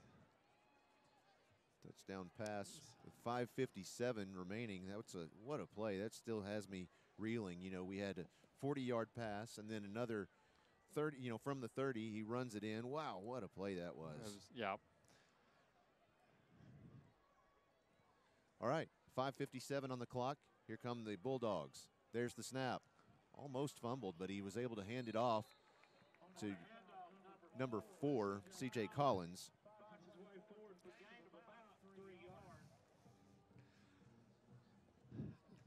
It's a gain of about 3. It'll bring up 2nd and 7. Well, and once again, they're running up the middle. They do not have their star running back, number 3, out there, but it'd be interested to see how they approach their game plan going forward.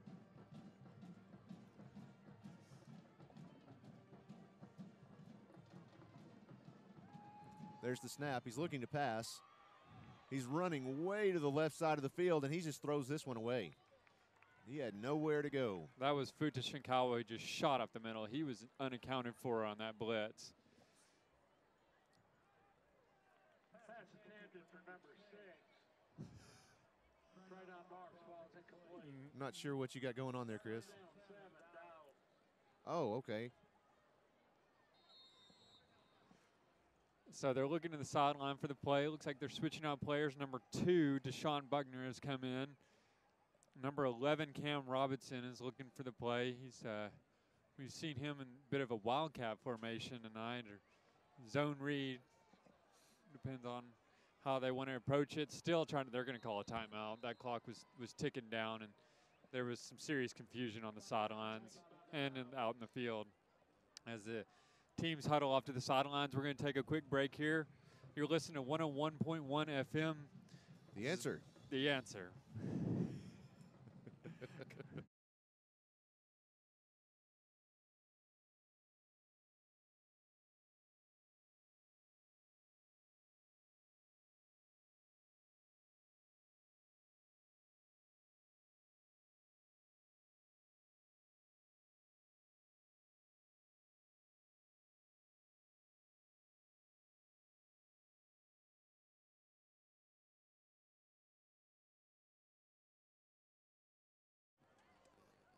Welcome back to Bulldog Stadium. It's a team effort out here, I tell you what. Chris Amsler's got his heater running for us. It feels nice under the table, I tell you what. Here comes the snap for the Bulldogs, 3rd and 7. There's the snap directly to number 11. He's going to hand it off, and it's made its way up to the 40-yard line. That'll end up in a first down. That was Deshaun Buckner, who was able to fall forward and pick up those last few needed yards for the first down. Looks like they're going to be still keeping it on the ground, but it's going to be a duo of Buckner and Robinson mixing it up and just deciding who's going to get the ball depending on what the Bruins show them out there. Looks like Futa Shinkawa had the stop on that play. Here comes 11 again. It's Cam Robinson. Handoff to Deshaun Buckner. He makes his way up to the 38-yard line, I believe. Let's see. Nope, they're going to place that at the 40. I think that was Chris Connell on the tackle there. Good stop by him. They're looking at 2nd and about 9 yards.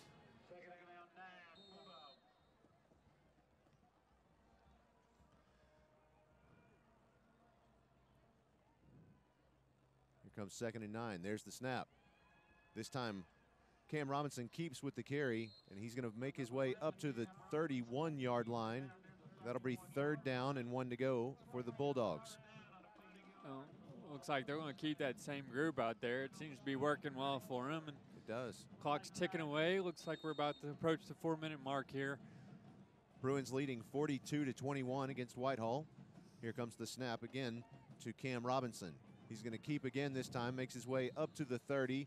Looks like he'll fall forward for another gain of 1, so that'll be the 29-yard line, and that'll get the first down for the Bulldogs. That was a collision with looked like Futa Shinkawa and Chris Connell joined in, but they weren't able to stop him short of that first down. But something tells me they were going to go for it on 4th regardless.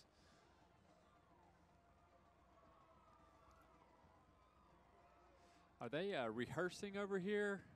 Looks like they are doing a little bit. They may be rehearsing. They may be just playing from the sidelines. Or trying to keep warm.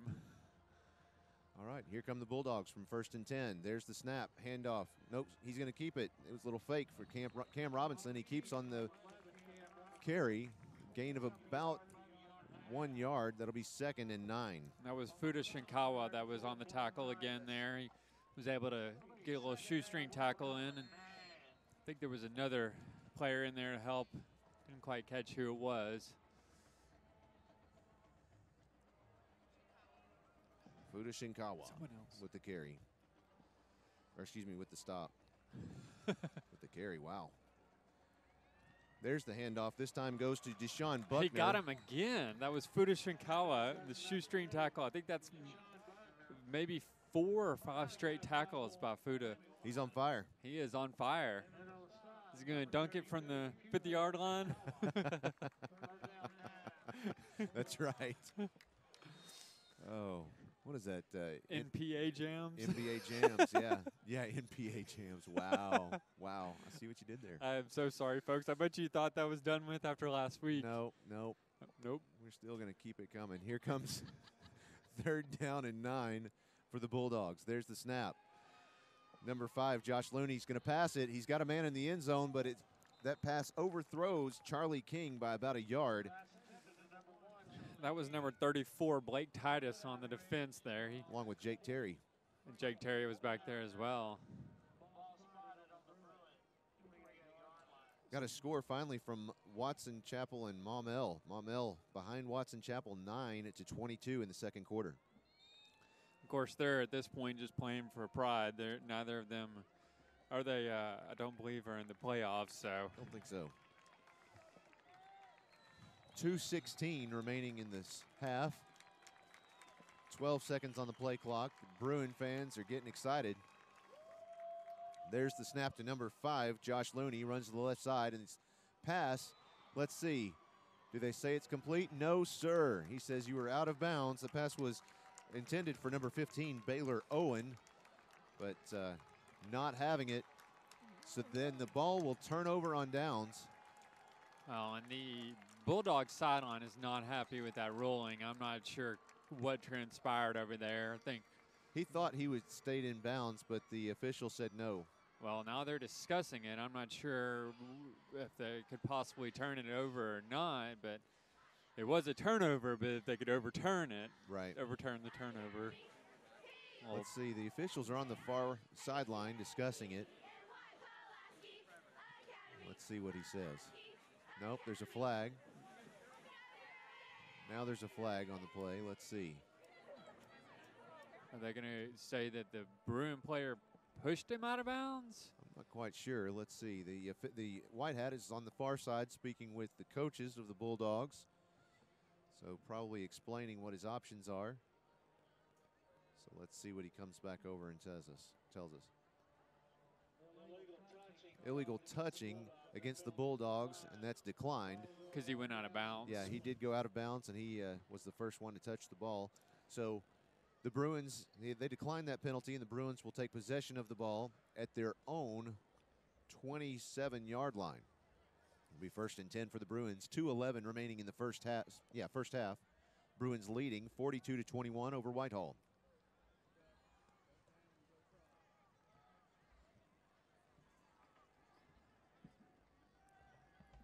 I may be wrong, but it looks, every time I look at the crowd, it looks like there's even more of them. It does. I mean, Here's Braden Bratcher in the shotgun. He has Jaden Kelly behind him at the tailback position. He has 2 receivers one to the right, 3 to the left. There's the snap. Handoff goes to Kelly, and he makes his way just across the 25-yard line. it's like he may have lost a yard there. He lost a couple of yards there. Yeah. So that'll be 2nd and 12. Oh, and he comes off. Woods is about there.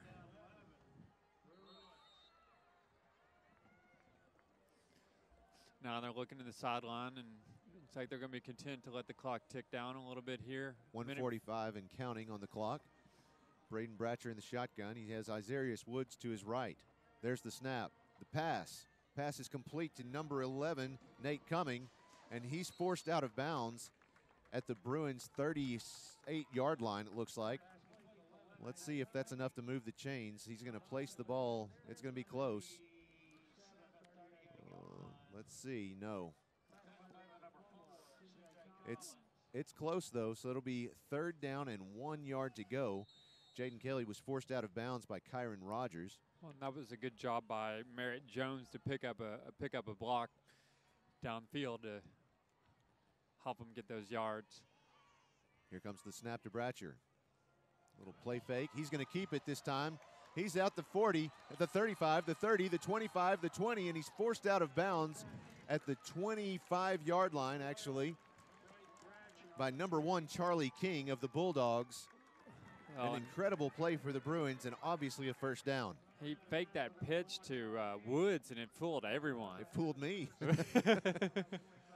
That's when you know it's good. I want to thank John Gorman for spotting for us this evening. Yes, sir. We've got a great crew tonight. Here's Braden Bratcher with a man in motion. He's going to hand it off to Woods, and Woods makes his way up to the 15-yard line. Let's see. That's going to put him 2nd down and about a yard to go.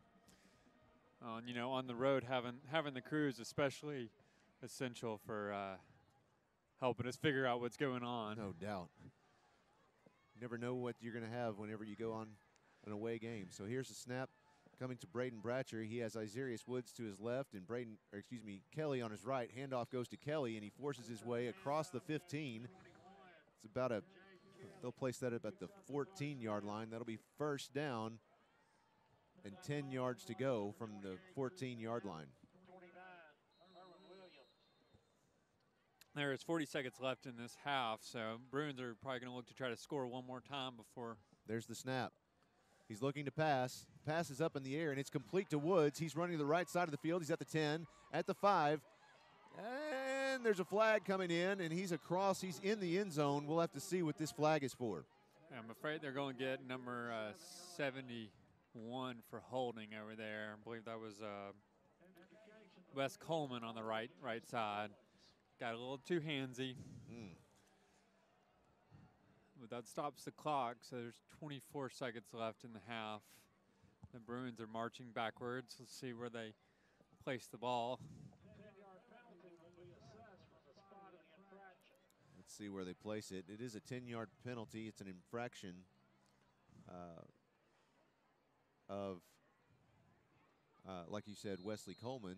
And so they've placed it just outside just inside the 20-yard line. It'll be about the 18-yard line, so 1st and 10. There's the snap. Pass is complete to number 5, J.D. White.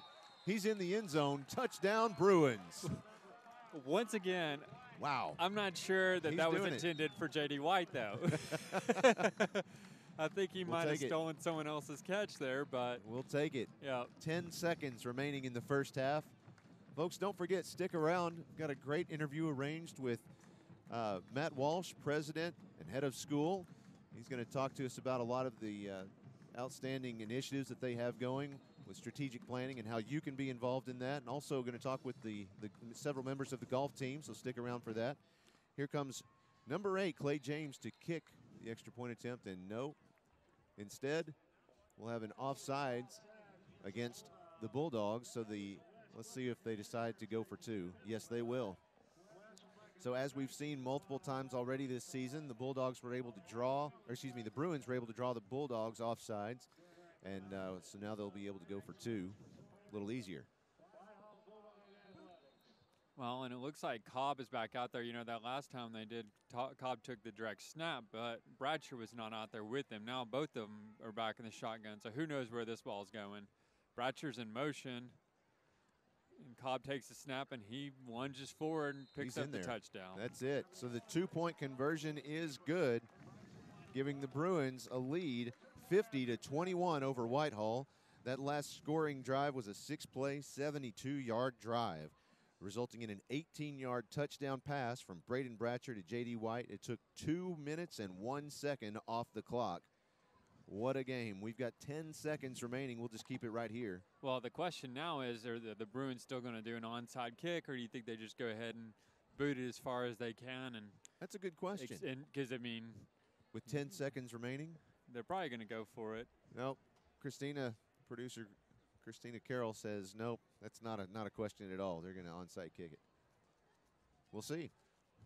Well, no, I anticipate maybe a kick to about the 35-yard line. You don't want to give him a shot at the end zone Sure. going the other way, especially with the arm that we've seen from number Right. 5, Josh Looney. That's right. Josh Looney is a senior, 5'11", 193 pounds. It's definitely making Whitehall proud tonight. Well, and we hated that number 3, Dante Buckner, went out with an injury. He was putting on quite a performance. It was.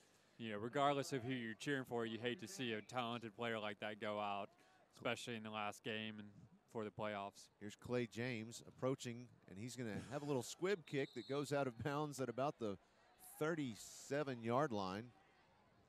It went sailing. Was he aiming for a teammate over there? Did someone make him mad? I think maybe so. He said, "Hey, freshman, welcome to the team." Catch. I mean, we joke about it, but that was That's exactly where it went. That's where the freshmen are all gathered on the left side of the sideline as we're from our vantage point, and several of them kind of scattered. It's kind of funny. We got our own cannon. Right? We've got our own candidate. It's called Clay James Right Foot. We've got another one, too. It's called Clay James Left Foot.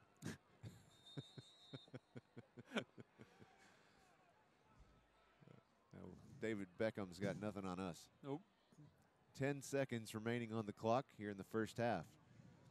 Here's Jaden Kelly, it looks like. Nope. Yeah, it looked like he was out there on the defense this time. But anyway, the handoff this time goes to number 4, C.J. Collins, who runs his way to the right side of the field. There's a flag on the play. Brooks Beasley is telling us it's going this way. It's going this way. It's going towards the defense. So number 70. I don't know what number that is, Brooks. I'm sorry. 75? So 75. Okay. And that should.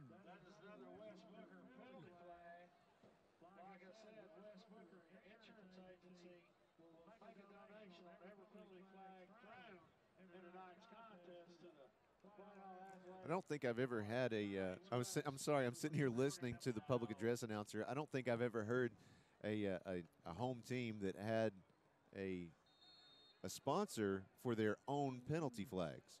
It's like, I guess it's trying to make a good thing out of a bad thing. Because they make a donation, if I heard it correctly. That's what he said. Yeah, there's an insurance agency making a donation for every penalty flag. But okay, sure. There's the snap. Handoff again goes to number 4, C.J. Collins. He makes his way to the left side, just left of center. He's stopped by Fuda Shinkawa, and that's the end of the first half. Here comes I'll Bet the Cannon. Let's see.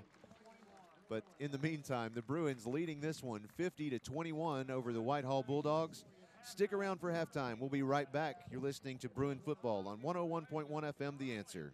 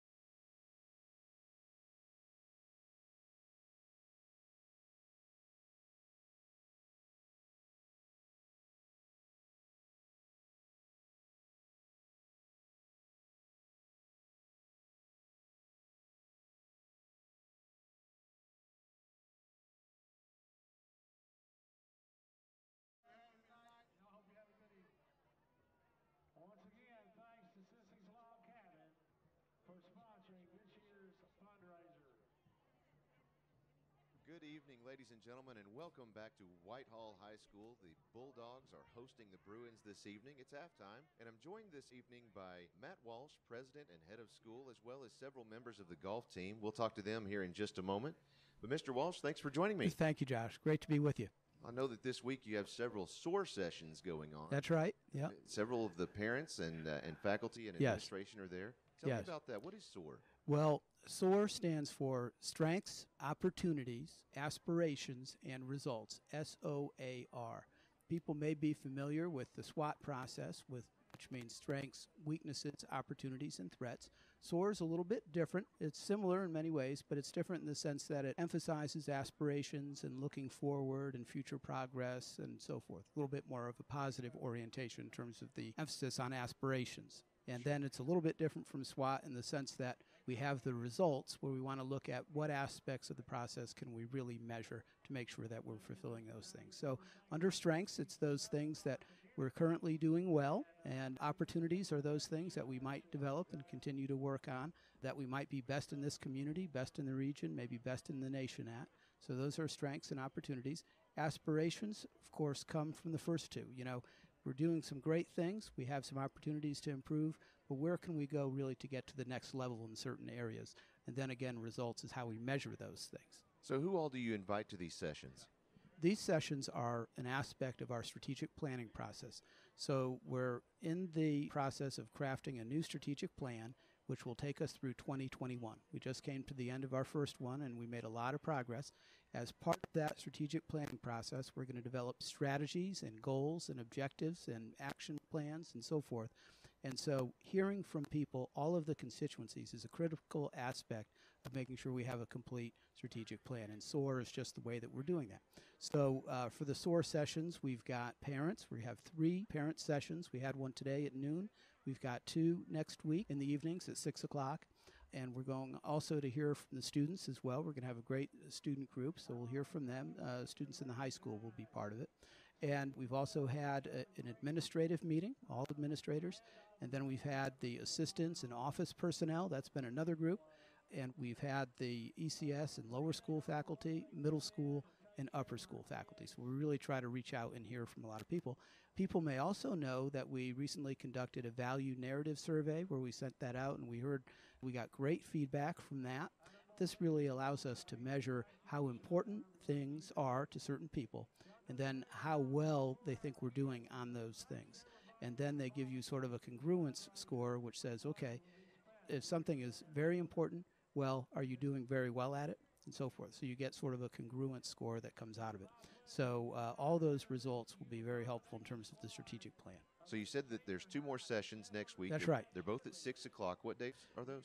That's next Monday and next Thursday night at 6 p.m., and those will be Meyer Student Pavilion in Murphy Theater. Okay. Yes, sir. Outstanding. Yeah. Well, thank you so much for joining me. Josh, thank you so much for having me. All You're right. doing a great job with this, by the way. I appreciate all your work on it. Thank you very much. You bet. Thank you. I want to thank Holt as well for the great job he does with it. All Thank right. you, sir. Thank you, sir. Now we're joined by several members of the golf team, including Jacob Chris, Alex Barnwell, Jackson May. They've had a very successful season.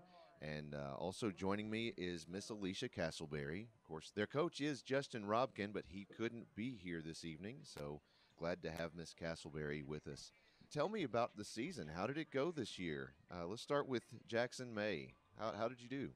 I did all right. It was pretty good. We played a lot of different matches, and we got second in conference, so that was nice. But we were also like 1 shot away from winning, so that would have been better. Golf has got to be a sport that you practice almost year-round. It's got a very short season, right? Mm-hmm. So what do you – I mean, how much do you practice? Almost every single day, except for Mondays because the club's closed on Mondays, so Sure. I can't practice. But, yeah, pretty much almost every single day. Now, Alicia, I know that there are some limitations for golf, but do they play in if it's rainy? I mean, just if it's – but what are the limitations there as far as weather? They play in the extreme heat, the extreme wind. They play if it's raining, unless it's lightning. If it's lightning, they can't play. They have to stop, obviously, because of the metal clubs. So let me turn to Alex Barnwell. Alex, tell me about your season. What was the most difficult course that you played this year? The most difficult course that I played this year was probably where we played our state tournament. It was in Pea Ridge. It was called Big Sugar Golf Course, and it was absolutely terrible. What made it so terrible? There's just so many hills. Like, I've played a lot of golf courses in my life, and I've never seen anything like that. So, what was the easiest course that you played? I'd say the easiest course was probably Stuttgart, and that's where we played our conference tournament, and I actually won medalist in conference. Nice. Okay. Jacob Chris is also with us. Jacob, tell me about your experience this season. How difficult was the season for you overall? It was pretty good overall. Had ups and downs, but it was pretty much all around okay. How much do you enjoy being on the golf team? I enjoyed it a lot. I'm good friends with everybody on the team, and it's nice to see them. Do you practice together, or do you just practice individually, or a little both? A lot of the times during the summer, I run into all of the friends out there that I play with, yeah, in the summer, and so I see them out there, and then I see them in the matches. So I play with them a lot. Sure. Now, I know that Jackson told me a second ago, Miss Castleberry, how did the boys finish overall this year? The boys finished third at the 4A state meet, missing runner-up by 3 strokes. Jackson May was All-State boys. He also played in the boys overall competition at Pleasant Valley and finished in the top 10 to be All-State overall. Wow. Also, Blake Hossel finished it as All-State boys. And, of course, Alex Barnwell, I believe, also finished All-State for the girls' team. And that's outstanding. And I know that next year you're probably going to have a lot of folks coming up, but a lot of the same players are coming back. They are. We're losing 2 senior girls, and then everybody else is a returning golfer. So it looks like the golf team, just like many others at PA, have a bright future ahead of them. Well, thanks so much for joining me, folks, and appreciate it. Say thank you to Jacob Chris, Alex Barnwell, and Jackson May, and, of course, Miss Alicia Castleberry. Thank you. All right. Folks, stick around. We've got the rest of halftime coming right up. We'll have some statistics from the first half, and we'll also look toward the second half, what we can expect here in Whitehall. You're listening to Pulaski Academy Bruin Football on 101.1 FM, The Answer.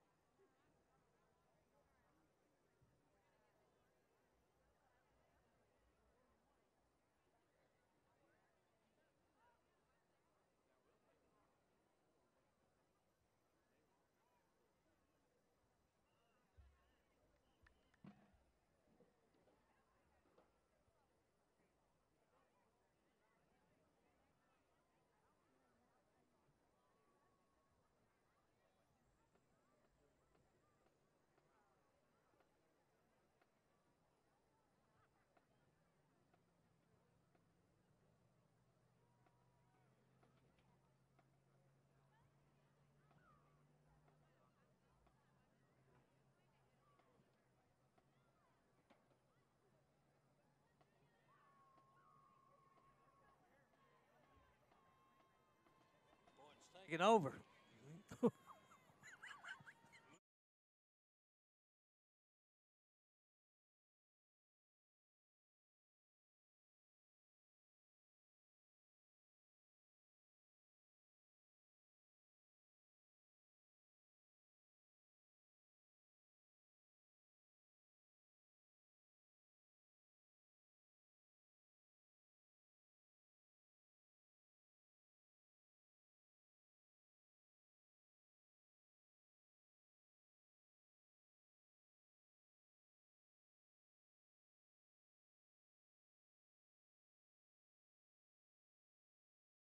Bulldogs Stadium, where the PA Bruins are leading the Bulldogs 50-21 at halftime. There's about 7 minutes and 50 seconds left until we start the second half. In the meantime, we're going to go to Brooks Beasley, who, have you had enough time to conjure up some stats for us, sir? Right, I've had plenty enough time. I think that's a nice span there at halftime so I can do some calculations there and adding everything up. But we really had a scoring fest tonight. You know, at the end of the first quarter, it was 30-7, and now at the end of the second quarter, and it's now halftime, it's 50-21. As far as the passing goes, Braden Bratcher is 18 of 28 for 320 yards. Receiving the ball tonight, we have Mason Cobb has 2 catches for 19 yards. Merritt Jones has 3 catches for 81 yards and 1 touchdown.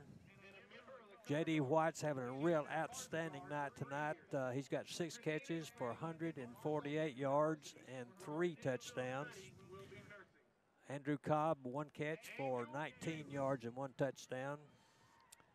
Then we have Nate Cummins has 1 catch for 11 yards. And then we have Jaden Kelly, 1 catch for 13 yards. And then Hudson Henry has 4 catches for 29 yards and 1 touchdown. It's a little bit below Hudson's average, but I'm sure he'll probably pick it up a little bit in the second half.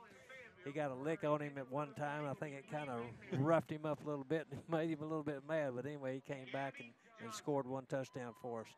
Like I said, we have a total of 18 catches for 320 yards. In the rushing category, we have Braden Bratcher. He has 5 carries for 61 yards.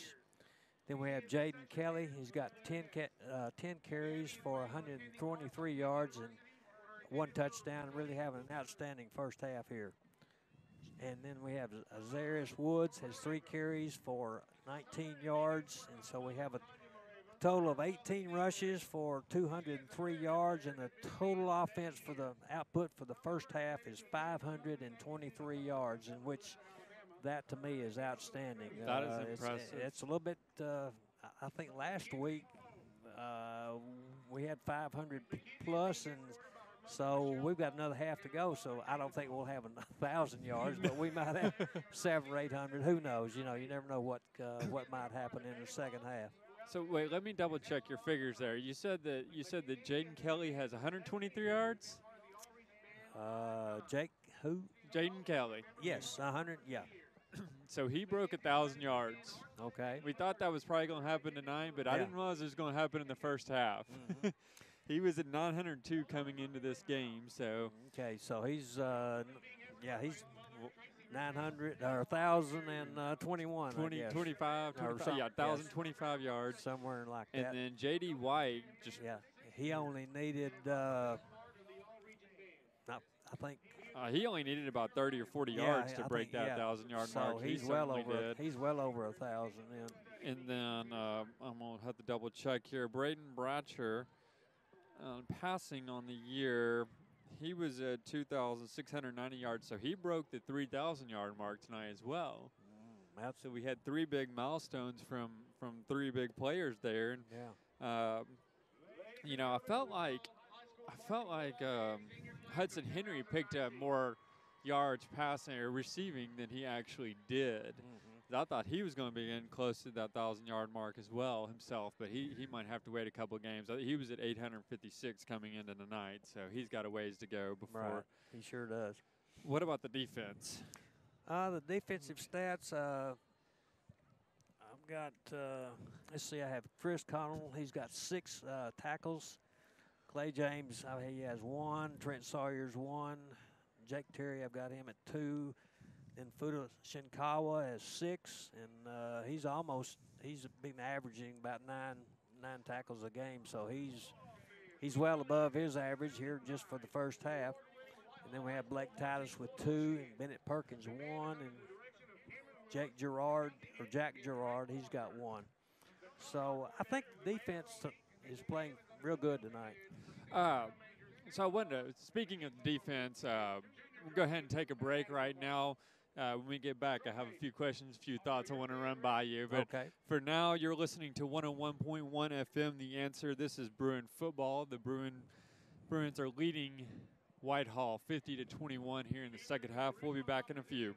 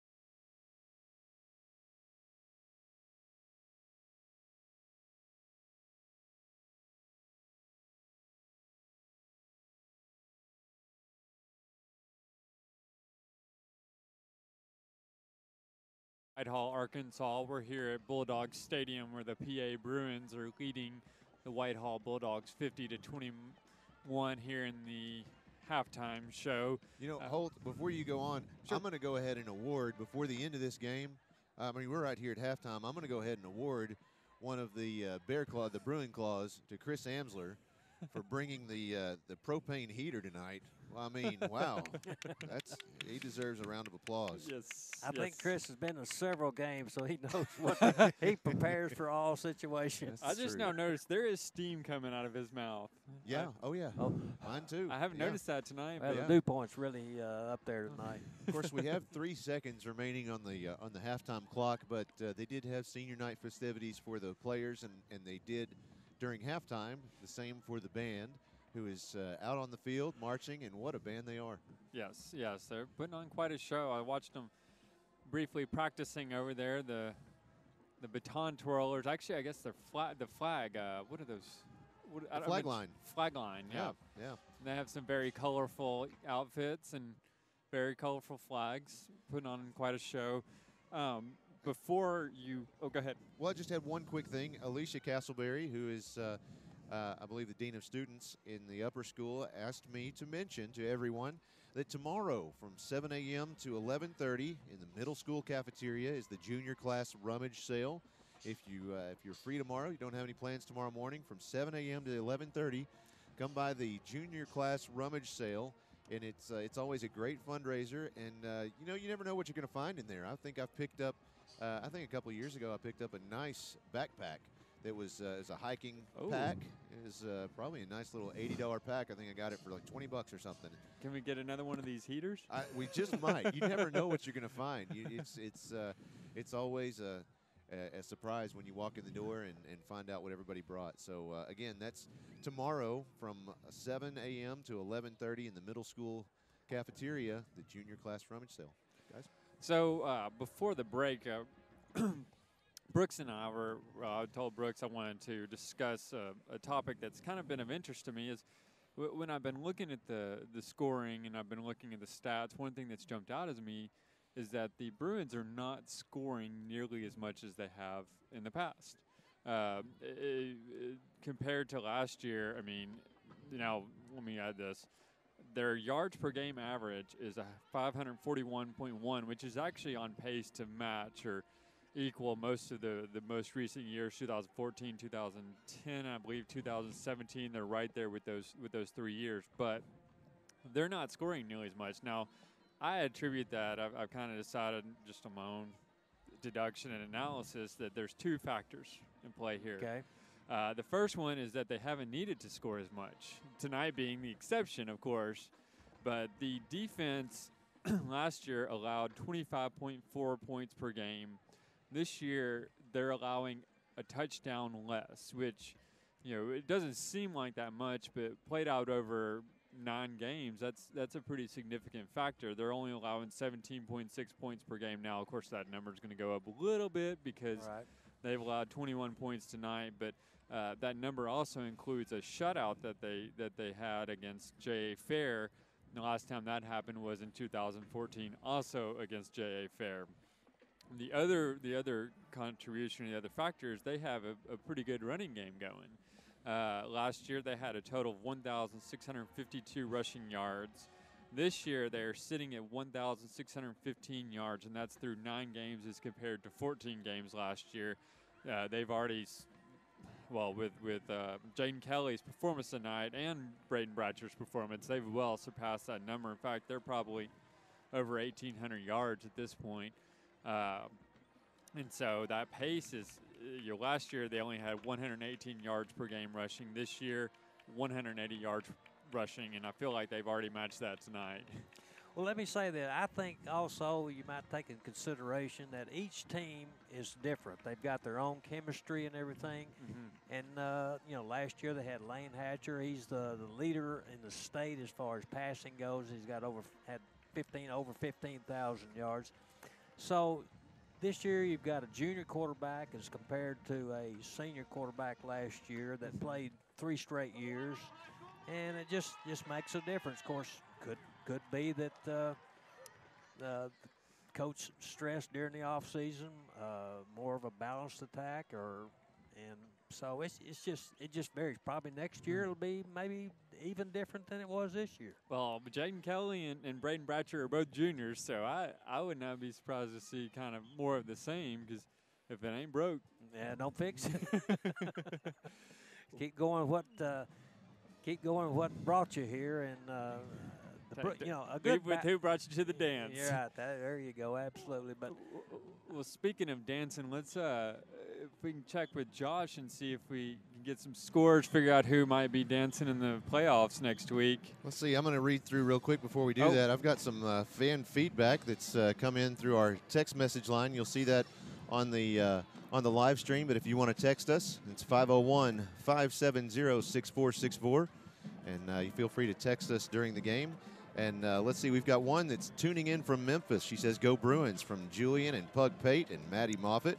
And those are 2008, 2009, and 2011 graduates. Also, Pepu and Nanny Bumgardner say, "Go get 'em, Bruins." They wish they could be here tonight. We've got another fan that is watching on their iPad in their warm house. Bruins are doing great.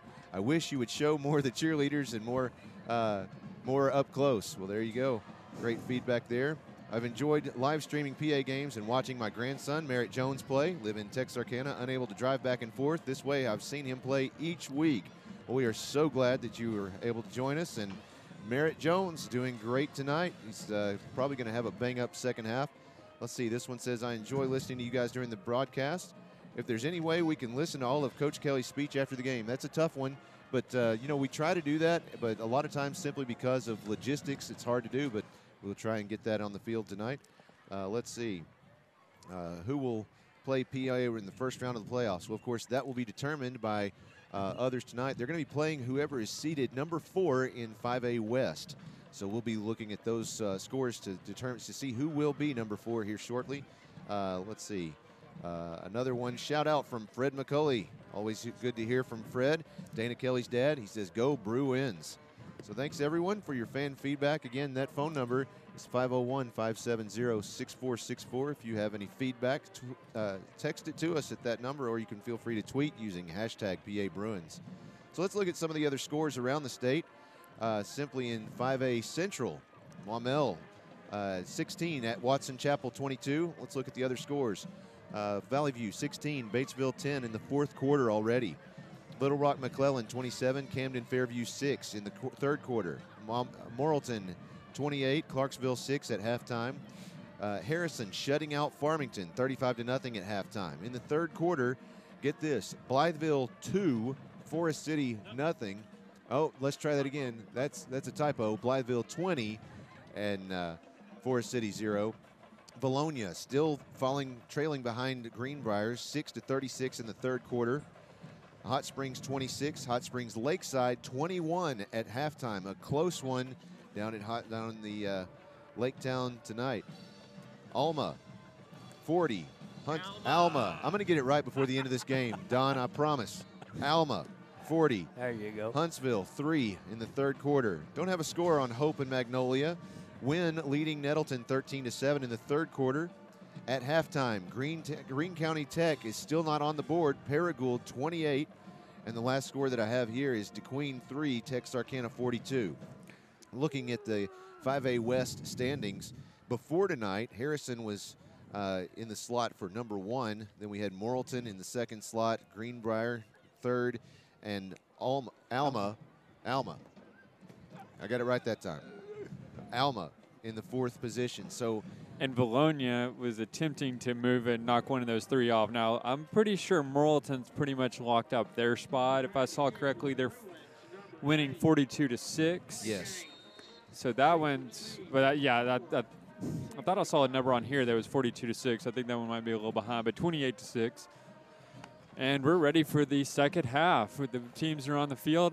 There's the kick by Clay James, who squibs it. And they're looking for it to go 10 yards. It looks like it has, and the Bruins are signaling. They're celebrating. Let's see. Celebrating. There's no flag on the field. And we're waiting for a signal from the official. I believe the Bruins got it myself. Let's see what he says. Still no flag. Of course, we saw a flag thrown 3 minutes after the play earlier, but the coach is saying that a Bruin player,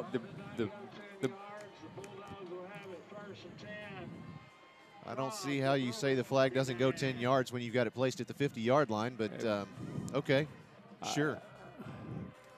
The Bulldog coach was claiming that a Bruin player gave it a little nudge forward. I'm still not clear how they award the ball without throwing a flag to the Bulldogs. Sure. That would be a technicality. Is that what they call those? Yeah, yeah. We have another name for them in the legal field. Law. All right, counselor. There's the snap to the Bulldogs. Handoff goes to number 4. He makes his way right up the middle of the field and is stopped by the Bruins. He's going to pick up about 2 yards on that one. That was Jake Terry on the tackle, and good to see some sportsmanship out of him. He helps number 4 up off the field after putting him on the ground there. Yep. I'd hope to have an update about Dante Bugner for the Bulldogs, number 3, but that's probably just going to have to wait till after the game for those of y'all that are wondering about that out there. Of course, he was injured earlier in the game. It appeared from our position, it looked like he had an ankle injury of some type that was looked like perhaps an Achilles injury. Here comes the snap. There it is. Number 5, Josh Looney, looking to pass. He's getting covered up and going to be stopped by the Bruins. He's going to lose about 5 yards on that one. So they'll place the ball at the 45-yard line in Bulldogs territory. That'll give them 3rd down and 15. That was Fuda Shinkawa that initially was wrapped him up. He chased him down in the backfield. Richard Griffith was in there on the help, and there were a couple of other Bruins that kind of helped finish him off, but it was an excellent effort there by Fuda and Richard. Here comes 3rd and 15 for the Bulldogs. Josh Looney in the shotgun. Is one tailback, 3 receivers to the right. There's the pass. It's complete to Cam Robinson on the right side, and he's tripped up at the ankle by number 36 himself, Bennett Perkins. Oh, and that was a good job by Bennett Perkins. That was, I mean, the definition of a shoestring tackle. The receiver might have been able to pick up a first down had Perkins not been able to bring him down like he did. Instead, they'll have 4th down and about 6 yards to go. The Bulldogs are inside Bruins territory at about the 46-yard line, right halfway between the 46 and 47 markers. Looney in the shotgun. There's the snap. Running to the left side. He's got Bruins on his tail. The pass is out there, and it's caught. Let's see. Yes, it is complete to number 15, Baylor Owen. You know, once again, I mean, we see that arm from number 5, Josh Looney, and I'm just amazed they don't use it more. You know, he did that under pressure. Pressure. Number 36, Bennett Perkins, was chasing him down in the backfield, and he let go of that ball just in time.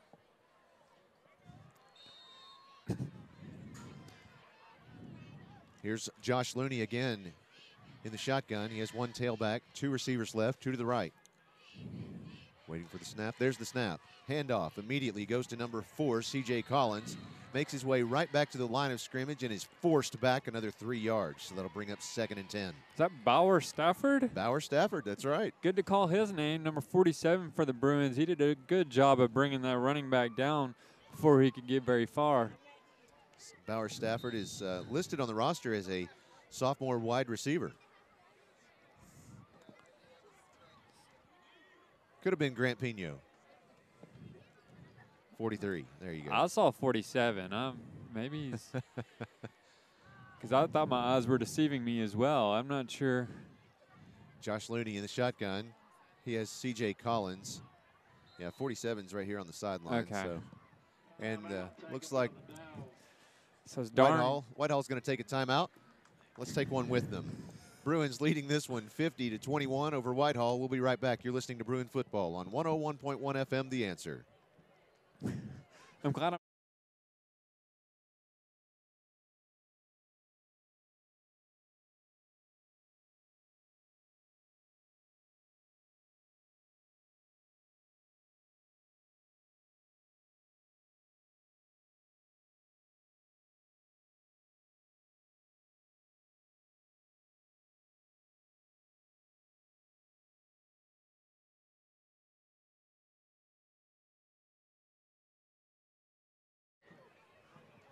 Welcome back to Bulldog Stadium. I was just about to say this will definitely be the last game that we are outside for. Yep. Probably looking at the rest of the season at home.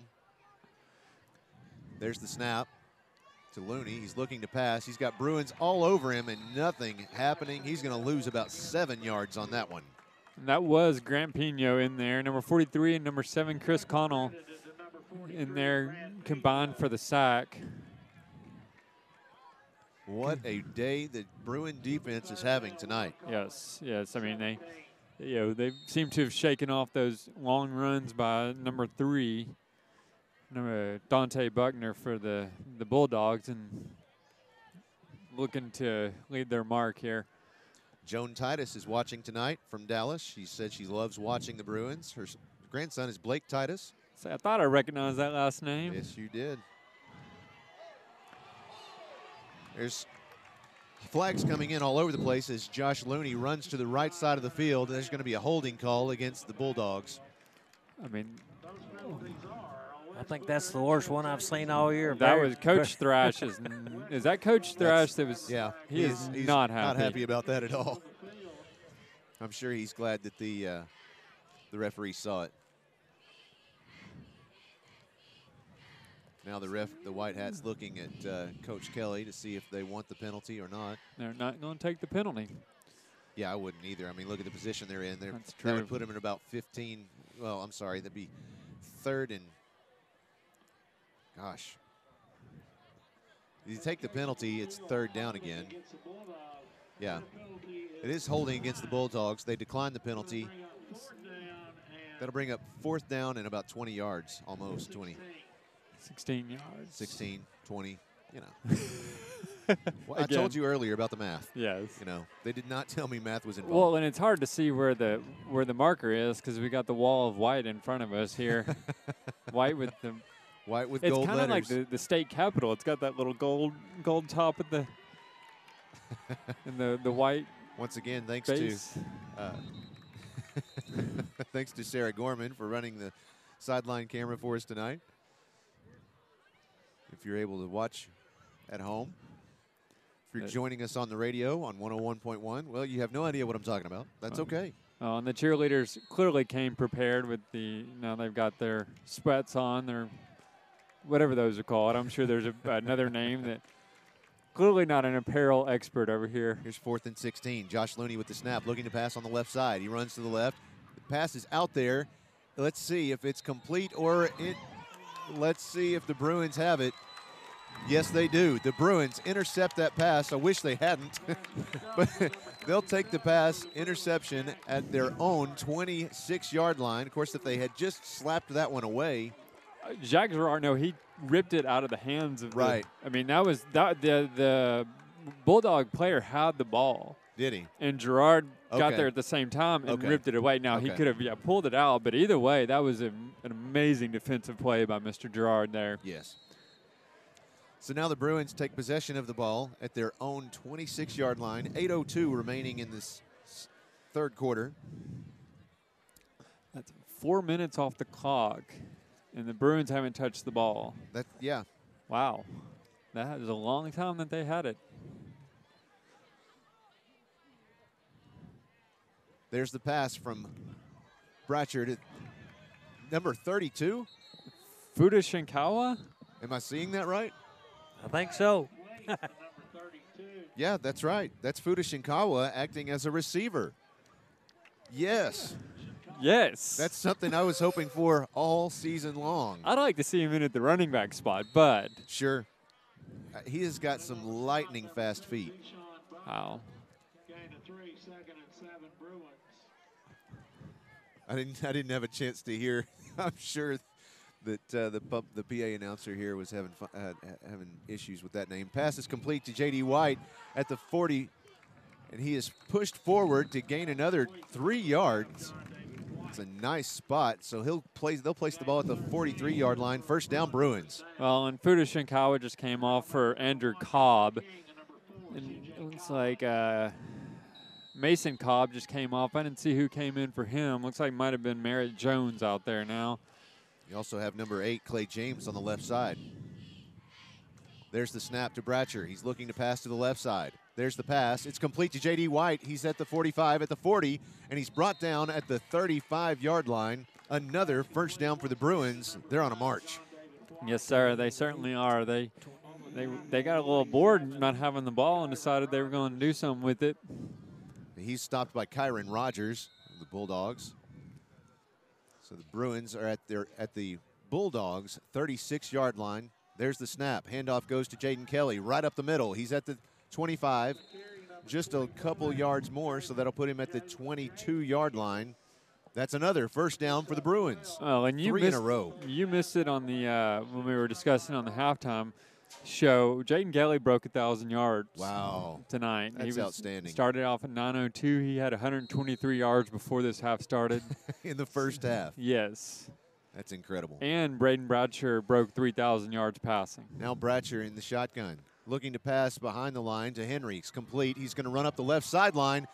He's at the 5. Touchdown, Hudson Henry, Bruins.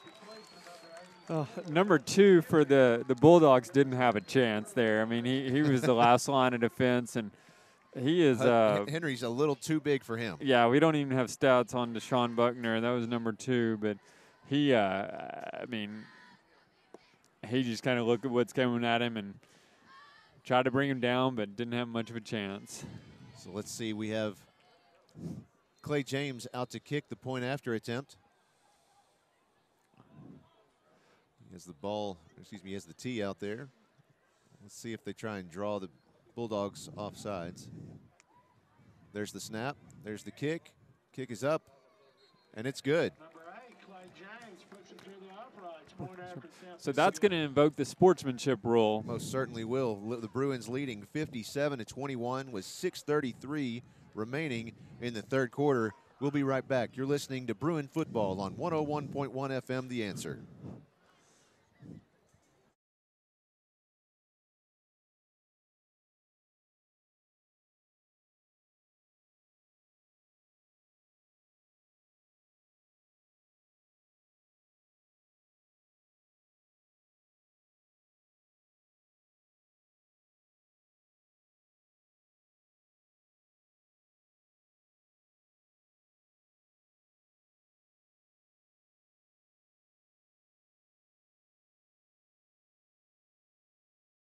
Welcome back. The last scoring drive, my apologies, our last scoring drive was a 5-play, 74-yard drive, which resulted in a 22-yard touchdown pass from Braden Bratcher to Hudson Henry. It took a minute 29 off the clock.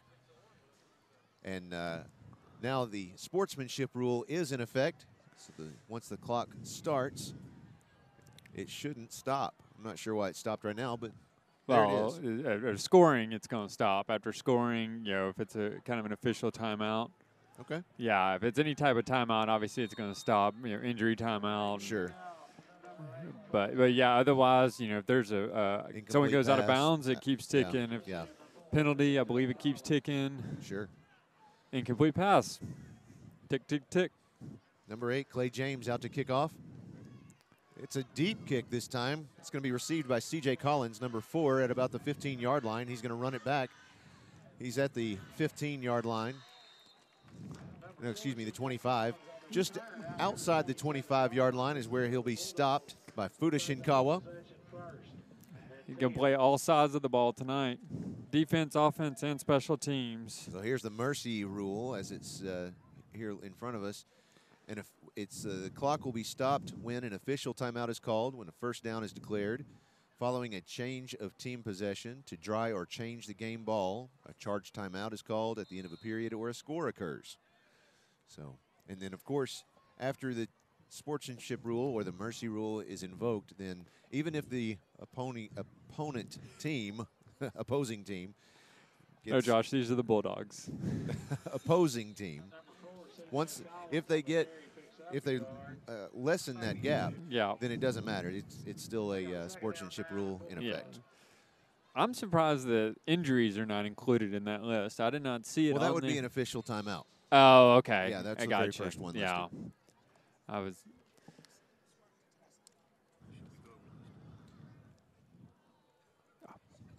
So the Bulldogs have possession of the ball. Not sure what's going on in front of me here. That's okay. Couple of fans that wanted an autograph, I think. That's all right. We'll meet up after the game. There's the snap to number 5, Josh Looney. He's going to pass to the right side of the field. Takes out the line, He takes out the marker. Marker man. Yeah. I'm not sure what his name is. He took a tumble. Let's hope he's okay. He's fine. I think he got up laughing. Okay. So yeah, he's all grins. Oh, and of course that was the first down marker man, which means it was good for a first down. Absolutely was. So that places the ball for I keep wanting to say Bearcats for some reason. Well, they're dressed in Cincinnati uniforms. That's I'm not probably sure. why. Yeah. So they have the Bulldogs at the 38-yard line, 1st and 10 for Whitehall. 4:30 and counting on the clock here in the third quarter.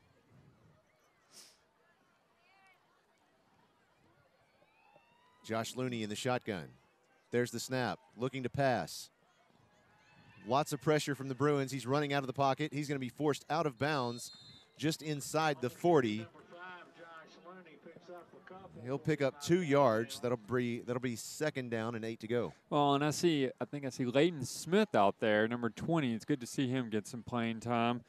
Also, it's a name we haven't called much this year. I was wondering if we'd start seeing a few of the second teamers get out there and relieve the starters, so to speak. Right.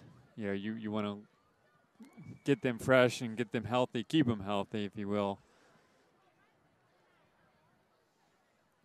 Josh Looney looking to the sidelines for the play. There's the snap. Handoff immediately goes to number 4, C.J. Collins, runs to the left side of the field. He's at the 50, at the 45, and he's stopped. The ball comes loose at the end of the play, but no. The official says it was down before the ball came loose, and so they will definitely have a first down. Yeah. And that's probably the correct call. He was, he was already down for what seemed like half a second before that ball came tumbling out. So, right. not gonna. Whatever. Got some tomfoolery going on over here. Yeah, they're trying to get next to the heater, and that is perfectly okay. It's cold. There's the handoff immediately to C.J. Collins, and he is hit hard. That was Richard Griffith that shot up the middle and looked like he might wiggle free, but Griffith just had a grip on him and just yanked him down. Wow. Good effort by him. No doubt. That'll bring up second down, about 20 yards to go. It seems familiar because they were the exact same spot last time. Clock's ticking away. It's 2 minutes and 25 seconds.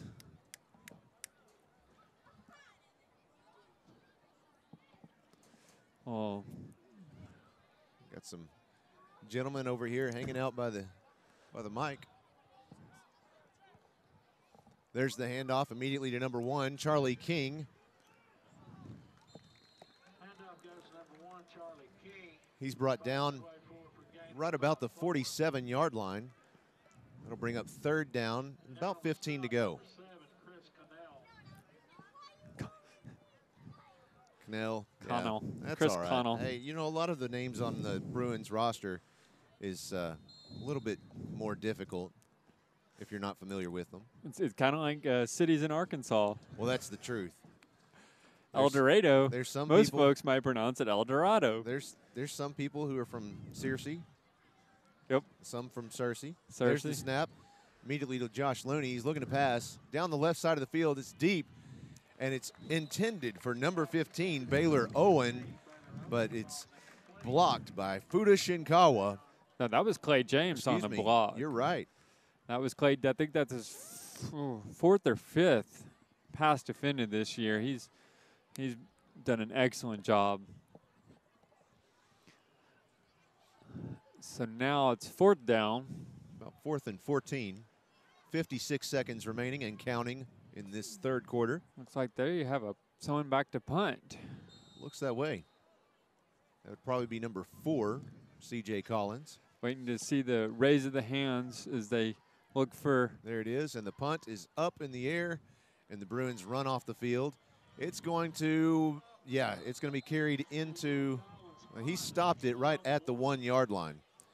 It was downed by number 6, Traydon Marks. And so the Bruins will have the ball at their own 1-yard line, 1st and 10. 31 seconds on the play clock, on the game clock. Well, it looks like the starters, for the most part, are still coming back out there, although we got Cobb, Mason Cobb, who's out there. I do not see Braden Bratcher on the field. Nope, here he comes now.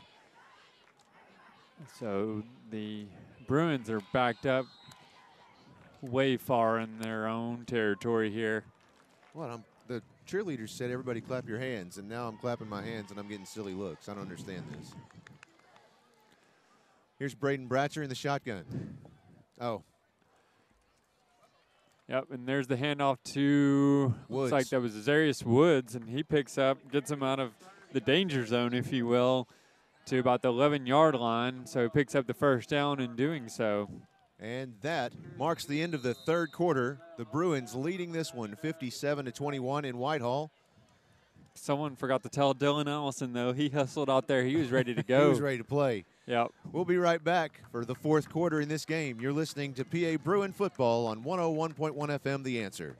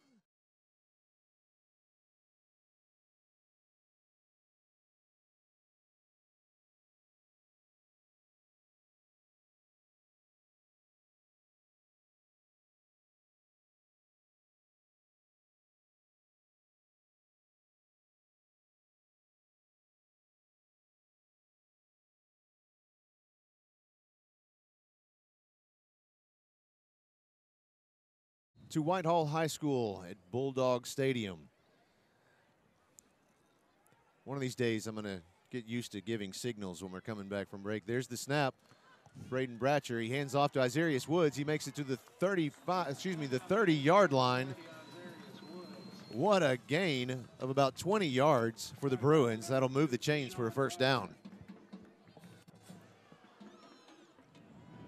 And it looks like they are switching out the starting offensive line. It looks like the second team is out. Looks that way. Let's see, number 50.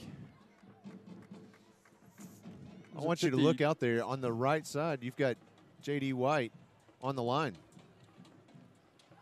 There's the snap. Handoff immediately to number 1, Mason Cobb. He's brought down at the 31-yard line.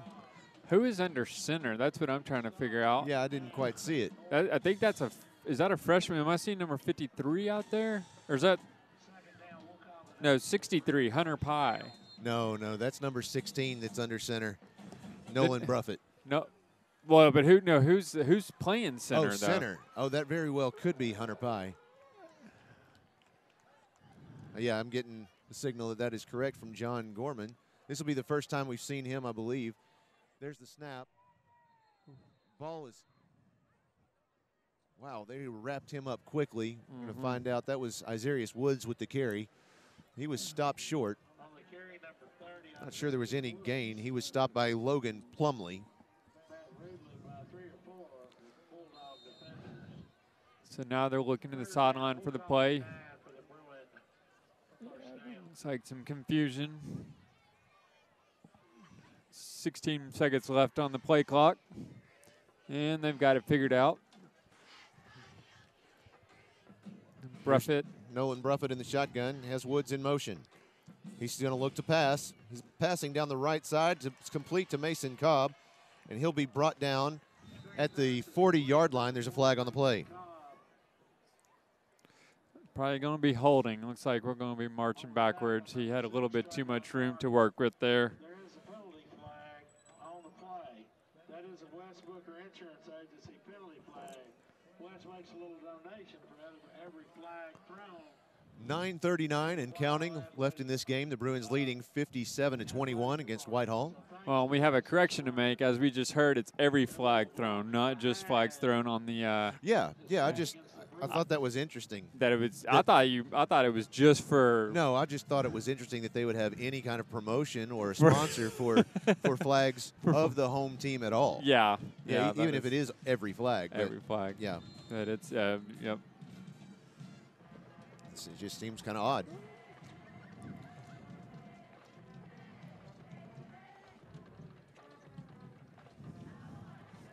There's a snap. It's like the handoff to number. I didn't see who that was. Didn't either. He's still on the ground. Oh no. He's still on the ground. Now they're going to call a timeout for the injury. He went down, and they knew it immediately. He was hurt. I'm trying to see who that is. Some concern by one of the Bruins. It was obviously the ball carrier himself. I'm going to guess that was Jaden Kelly. On that last stop for the Dogs, number 28. Yeah. No, it wasn't. That's 26. Jalen Witcher. Just saw his dad downstairs during the halftime. And the Bulldog player, whoever tackled him, knew immediately that he was hurt because he was signaling for someone to come over from the sidelines. Well, it looks like we're probably going to be here for a few, so let's go ahead and take a injury timeout with them. This injury timeout is sponsored by Bowen Heffley Orthopedics. We'll be right back. You're listening to Bruin Football on 101.1 FM, The Answer.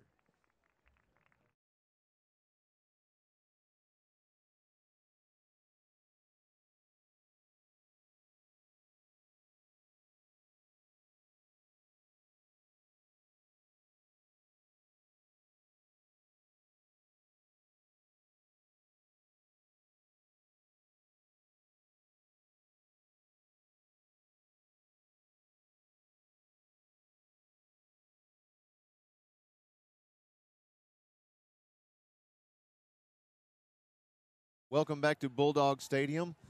One of these days. I'm going to get it right. Welcome back to Bulldog Stadium. And that was Jalen Witcher, of course, with the injury. He was assisted off the field, and he was not putting any weight at all on his left foot. So our thoughts and prayers go out to him. There's the snap to Nolan Bruffett. Pass is complete to number 17, Brandon Perkins, I believe that was. Yep. Yes, that's correct. And that's enough to move the chains for the first down. Oh, and let's see, Jack Polk out there, Miles Marotti out there. On the line, we have number 72, Caleb Smith, number 55, Graham Shear, number 75, I believe, Dane Warburton. Yep. Here's Nolan Bruffett again in this shotgun. He has Woods to his right, 2 receivers on either side. Handoff goes to Woods. He's right up the middle and wrapped up just on the other side of the 50-yard line. That'll place the Bruins at the 48-yard line. It'll give them second down and about 5 yards to go. Oh, and now I think I saw number 47, Bauer Stafford came out there. Number 33, Ethan Jones out there on the left side. Jack Polk came off. You still have Isarius Woods, the tailback. Brandon Perkins still out there. Bruffett in the shotgun. Bruffett has Woods to his left. There's the snap. Little shovel pass goes to 18, Dylan Allison. He's at the 45. He's going to lean forward and put the ball at about the 41-yard line. That's another first down for the Bruins. I mean, it looked like they had Dylan Allison, dead to rights, and he shook off 2 different tackles to pick up that first down. Excellent, excellent second effort by him. He was brought down finally by Erwin Williams of the Bulldogs.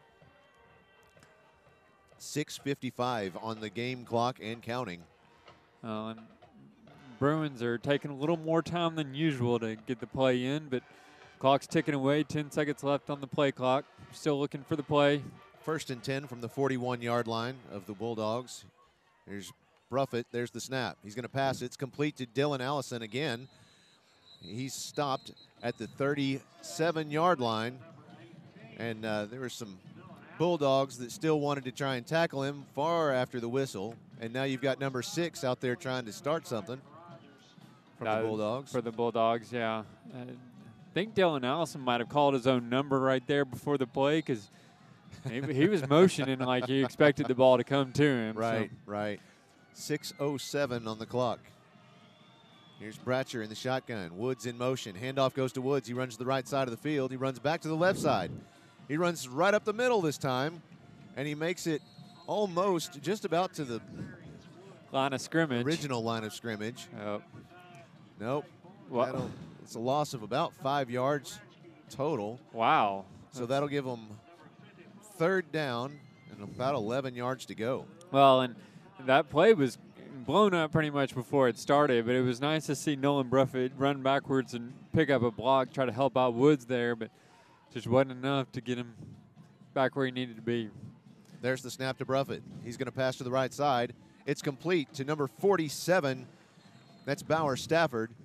That's another first down for the Bruins. They're going to spot that one at about the 30-yard line, and that's a generous spot. Looked to me like he had it at about the 32, but hey, we'll take it. Yeah, 32. Well, he started to kind of run backwards and was helped a little more, and so there you go. I think they gave him the benefit of the doubt there. 4:56 remaining in the game.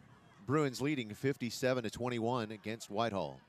Here's 1st and 10 for the Bruins. Nolan Bruffett. There's the snap. Handoff goes to Woods. He runs to the right side of the field. He's at the 25. Going to get forced out of bounds right there at the 25 by number 9 of the Bulldogs. And the Bruin fans do not like the extra attention that he got after he was taken out of bounds. Well, Jake Morgan. When you get tackled on the track yard or the track lanes, that's right. A little unnecessary. A little bit. Well, and is that Jalen Witcher sitting down there? Is he? Yeah. Yeah. Okay. It looks like he's still sitting, but he doesn't look to be in any type of pain. So hopefully that means he's better shape than we thought he might be. Nolan Bruffett in the shotgun. He has Woods moving to his left side now. He has twins on either side. There's the snap. Handoff goes to Woods. He's right up the middle at the 20, at the 15, and he finally is stopped at the 12-yard line, and he gave one of those boys a big hit. That was number 6, and he told him he did not appreciate what happened on that previous play. I'm sure. He was finally stopped by number 15, Baylor Owen of the Bulldogs. That's another big first down for the Bruins. Oh, my. Right? You just have to look at that one and say, wow. Wow. 3:24 remaining in this game.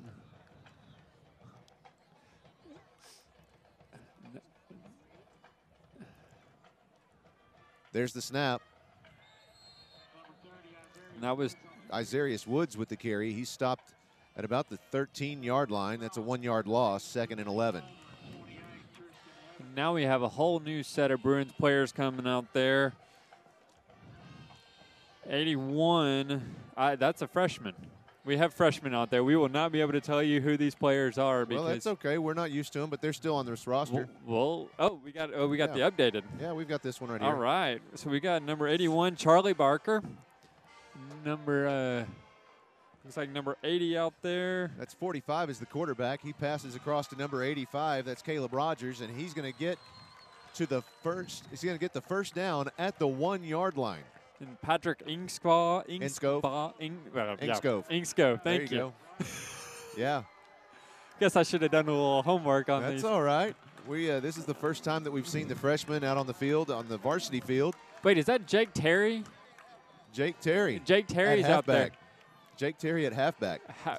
And that's number 45 is under Charlie Pfizer. Charlie Pfizer. There's the snap. Oh. Hands it to Jake Terry, and Terry gets the touchdown for the Bruins. You know he wants to spike that ball. Yeah, he does. But he does not. He made a motion upward real quick immediately, like he was about to, but he thought better of it. Good for him. Jake Terry,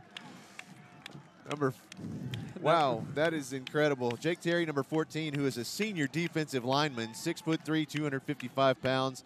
And that's one of the things that one of the coaches had told me a couple of weeks ago that we would get to see as we completed this regular season is a lot of these seniors getting a chance to come in and get one touchdown, especially, a lot of those for the defensive line. Oh, and Charlie Fisher was out there as well on the offensive line, helping get Jake Terry in there for the touchdown. You don't confuse Fisher and Pfizer. No, I'm saying okay. You just don't want to. So the kick is up off the foot of number 90. That's Von Seelig. A little standing ovation from the crowd here. The Bruin crowd showing their appreciation for the team as a whole and for the freshmen doing a little celebration dance out there. What a play, what a game. 63-21, the Bruins leading Whitehall. We'll be right back. You're listening to Bruin Football on 101.1 FM, The Answer.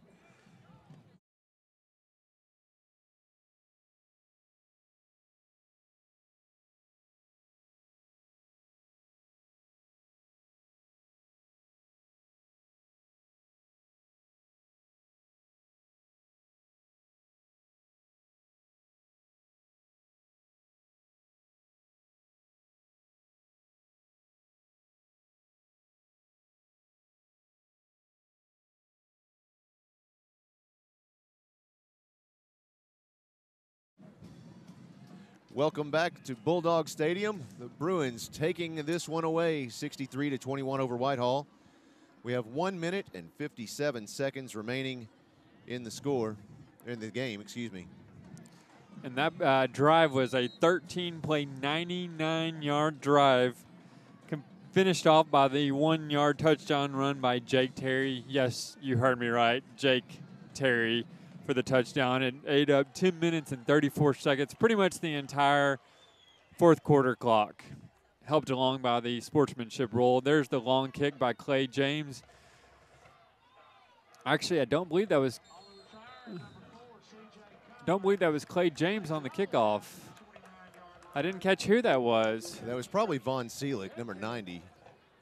That would make sense since they're letting the freshmen get the spotlight here. Yeah. So let's see if we can get some freshman names out there on the defense. Where'd that roster go? We got number 40, Luke Witham, but he's a sophomore. Number 37, Jack Gerard's out there. Number 23, Kendall Pickett. It looks like we're just not playing the freshman.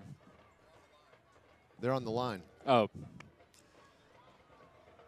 Thanks to John Gorman for spotting and helping us out tonight. There's the pass from Josh Looney. He's got a man downfield, but it sails over the head of Baylor Owen all the way down to the 35-yard line. That one's no good. Minute 25 remaining on the clock.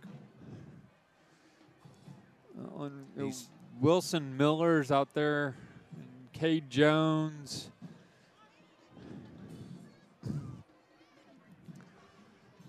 So mostly just second stringers getting a few minutes out there.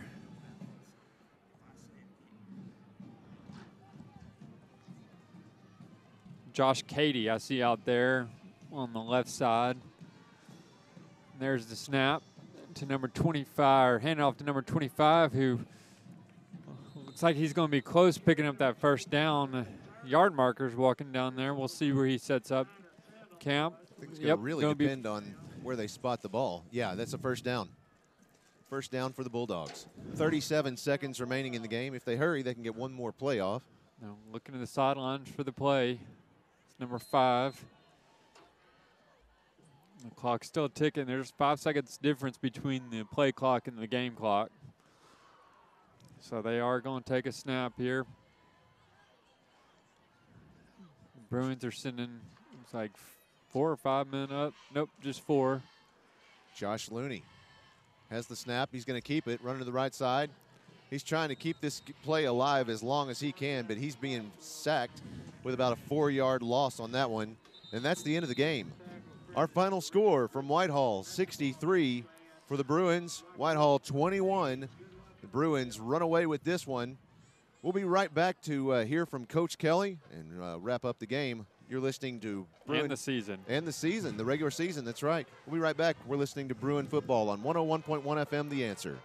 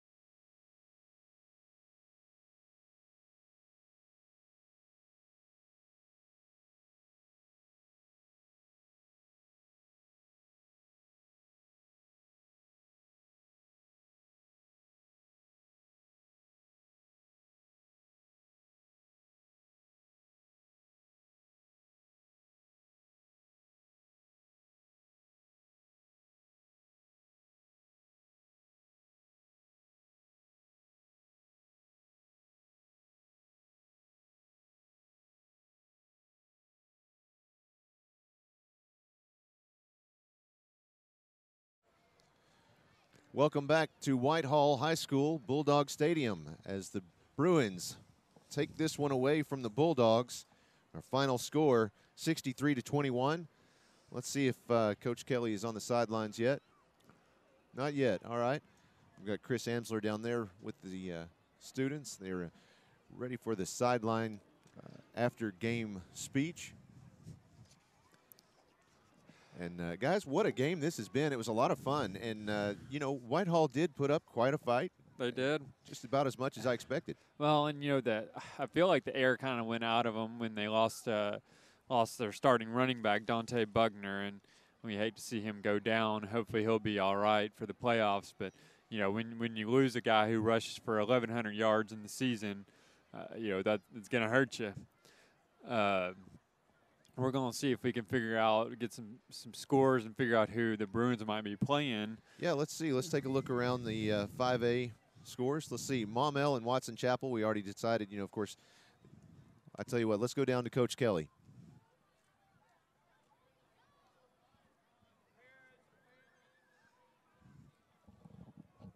I don't know if does the band come? Man, the band came too. Appreciate you guys all coming.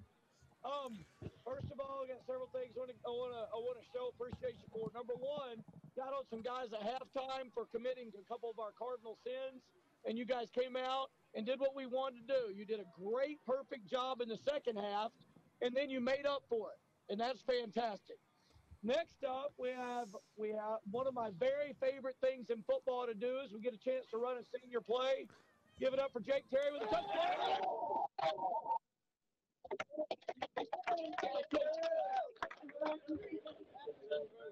He was a little hesitant with the younger group line in there, I'll be honest. Then it was like, wait a minute, I don't know how many chances I'm going to get from the one. So he went in and bowled it in. So anyway, but Pino, Terry, and Fuda, great job making up for it in the second half. That's what you got to do. You can get mad at me if you want to, then you go out there and you make plays like you are capable playing. That defense right there, that's how we're going to win a championship. It is, because we're going to be where we are on offense, and we're going to do that. Kickoff got an onside kick. That takes our record to 115-3 when we get an onside kick. Y'all do that, we're going to win ball games. I think almost everybody got in right there, and that's what we wanted to say is more and more kids getting in. Now, next week we start the new season. People call it that. I don't know what it is, but I know this. It's my favorite time of year. You lose, you're done.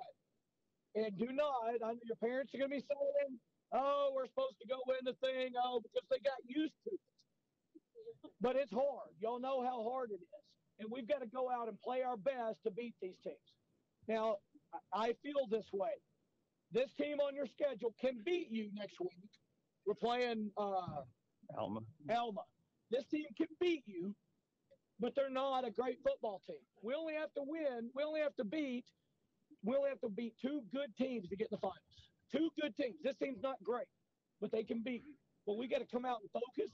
We're going to throw some different stuff in that the other teams have to prepare for. So when you walk out there Monday, some of you guys Sunday, be ready to experience a few new things. Be ready to throw some new stuff out there.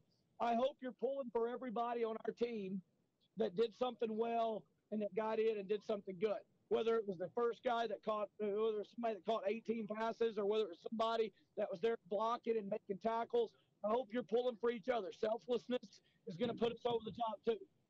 I don't care what anybody else says. That you pull it for each other, wanting each other to do well is going to be the biggest thing. I appreciate you guys. Football's freaking hard. It just is. And you guys are out here for another week, and I hope you want another week, and I hope you want another week. And then we'll have another championship. We'll do something nobody else has done in the modern era is win 5 in a row. We have to get a little bit better this next week in every area, like we talked about. Everybody understand? I really couldn't be more proud of you guys right now. It's a great way to finish that second half. Barry, I'll be honest. All right, we're going to bring it back up here, and the coach is wrapping up his post-game speech with the team. I tell you what, the Bruins really kind of made him proud tonight. That's for certain. And we've got, of course, the final score for Pulaski Academy was 63 over Whitehall 21. And let's go ahead and look at the other scores from around 5A. Valley View 16, Batesville 10. That's a final. Another final score, Little Rock McClellan 34, Camden Fairview 6. Morrilton 42, Clarksville 21. That's a final. Harrison 35 at Farmington 6 was a final. Valonia, here's another one that's really going to impact the postseason for us. Valonia 18 at Greenbrier 46, the final score there. Hot Springs 26 at Hot Springs Lakeside 28 in the fourth quarter. Another close one. That one's still playing. Alma 40 at Huntsville 3. That's a final score. Alma walking away with an easy win tonight. Hope 19 at Magnolia 48 final. Another final score, Wynn 27 at Nettleton 7. Paragould at home tonight, winning this one easily 42-7 over Greene County Tech. And last score that I have here is Texarkana 42, final score DeQueen 9.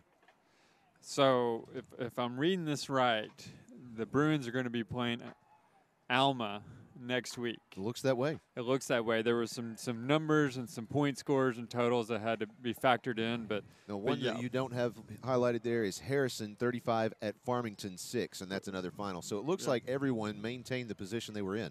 From the 5A West. Yeah. In the 5A East, Valley View locked up their spot.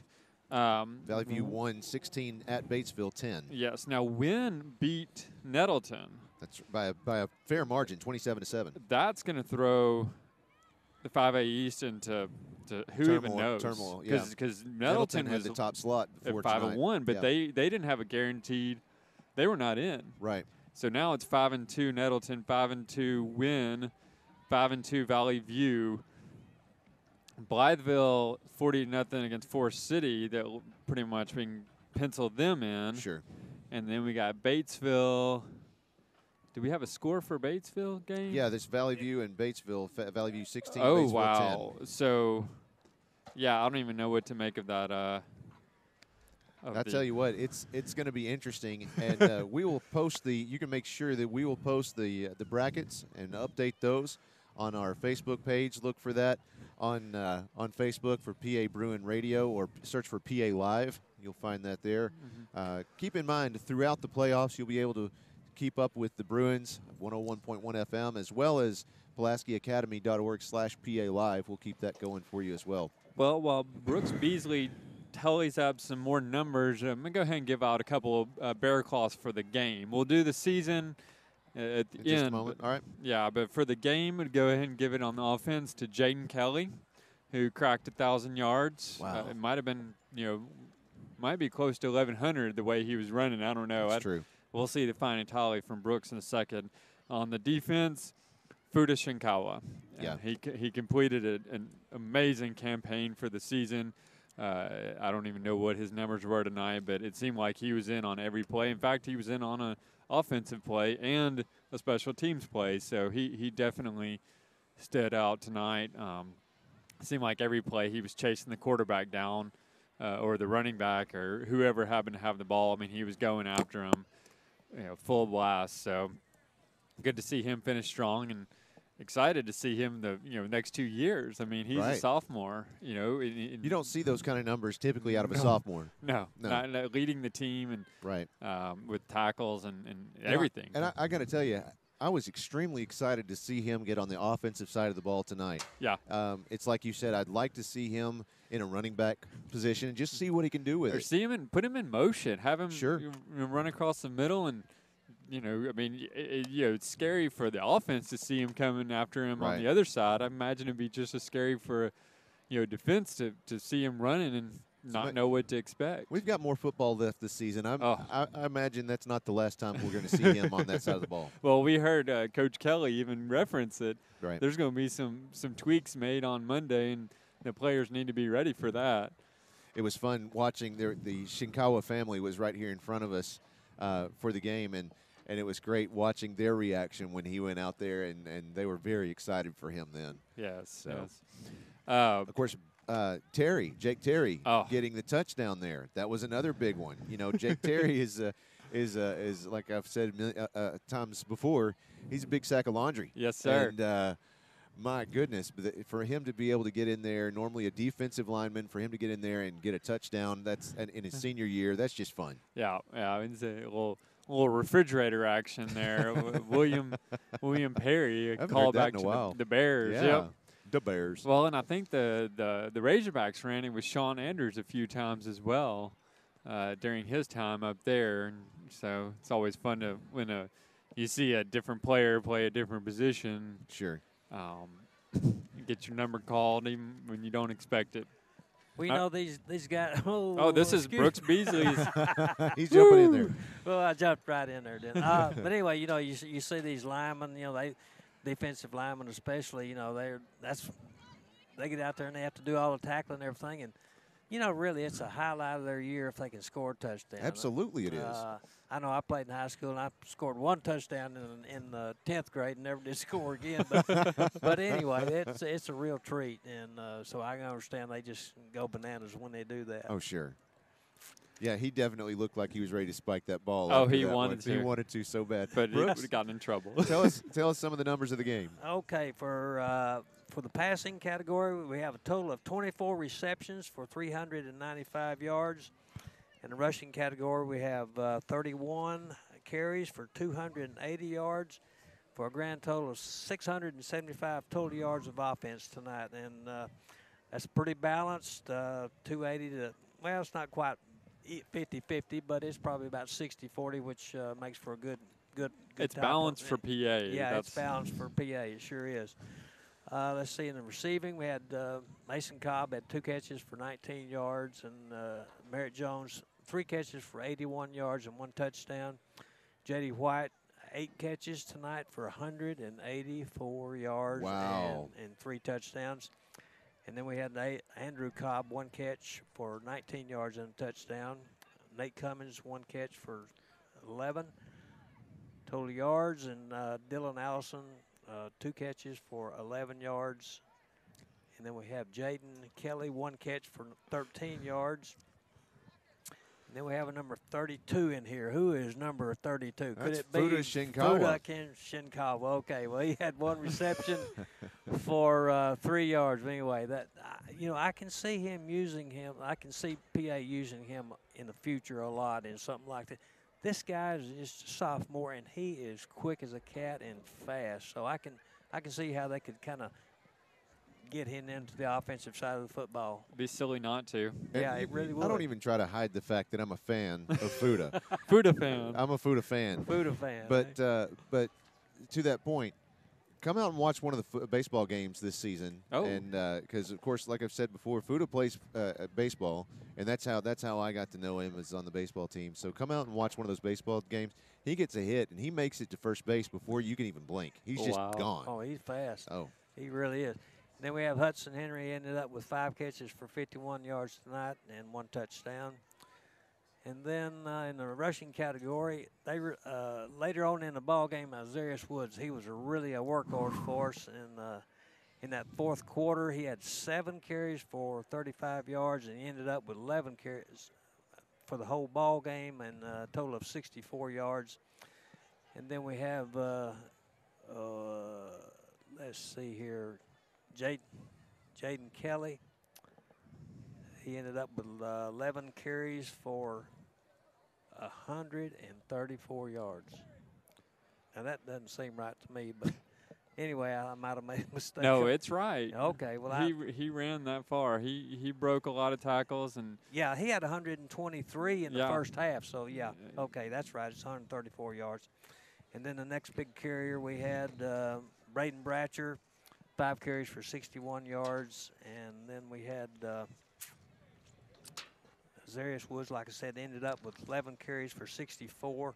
a lot of big numbers for a lot of the team tonight. Right, sure is. So I tell you what, folks, we've got a lot more football to come, and tonight was, of course, the end of the regular season for the Bruins, but it's definitely not the end of the 2018 season. Nope. We've got several more games to play, and we're going to be back at home next week, and we'll find out more about who it is, exactly.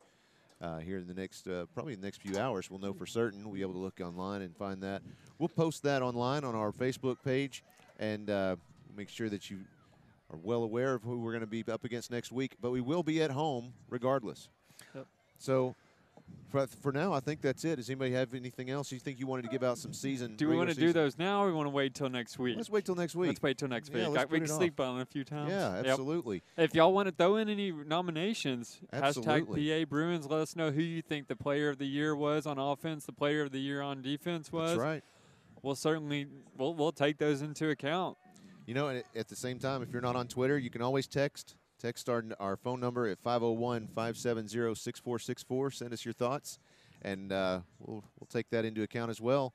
In the meantime, for everyone on the crew, Brooks Beasley, Holt Short, Chris Amsler, Christina Carroll, both the Gormans, Sarah and John. We've got Popeye Williams out here. We've got many, many, many people who contribute to this, and I want to say thank you for being a part of it tonight, and we will see you again next week. Thanks for joining us. Good night, good luck, and 73.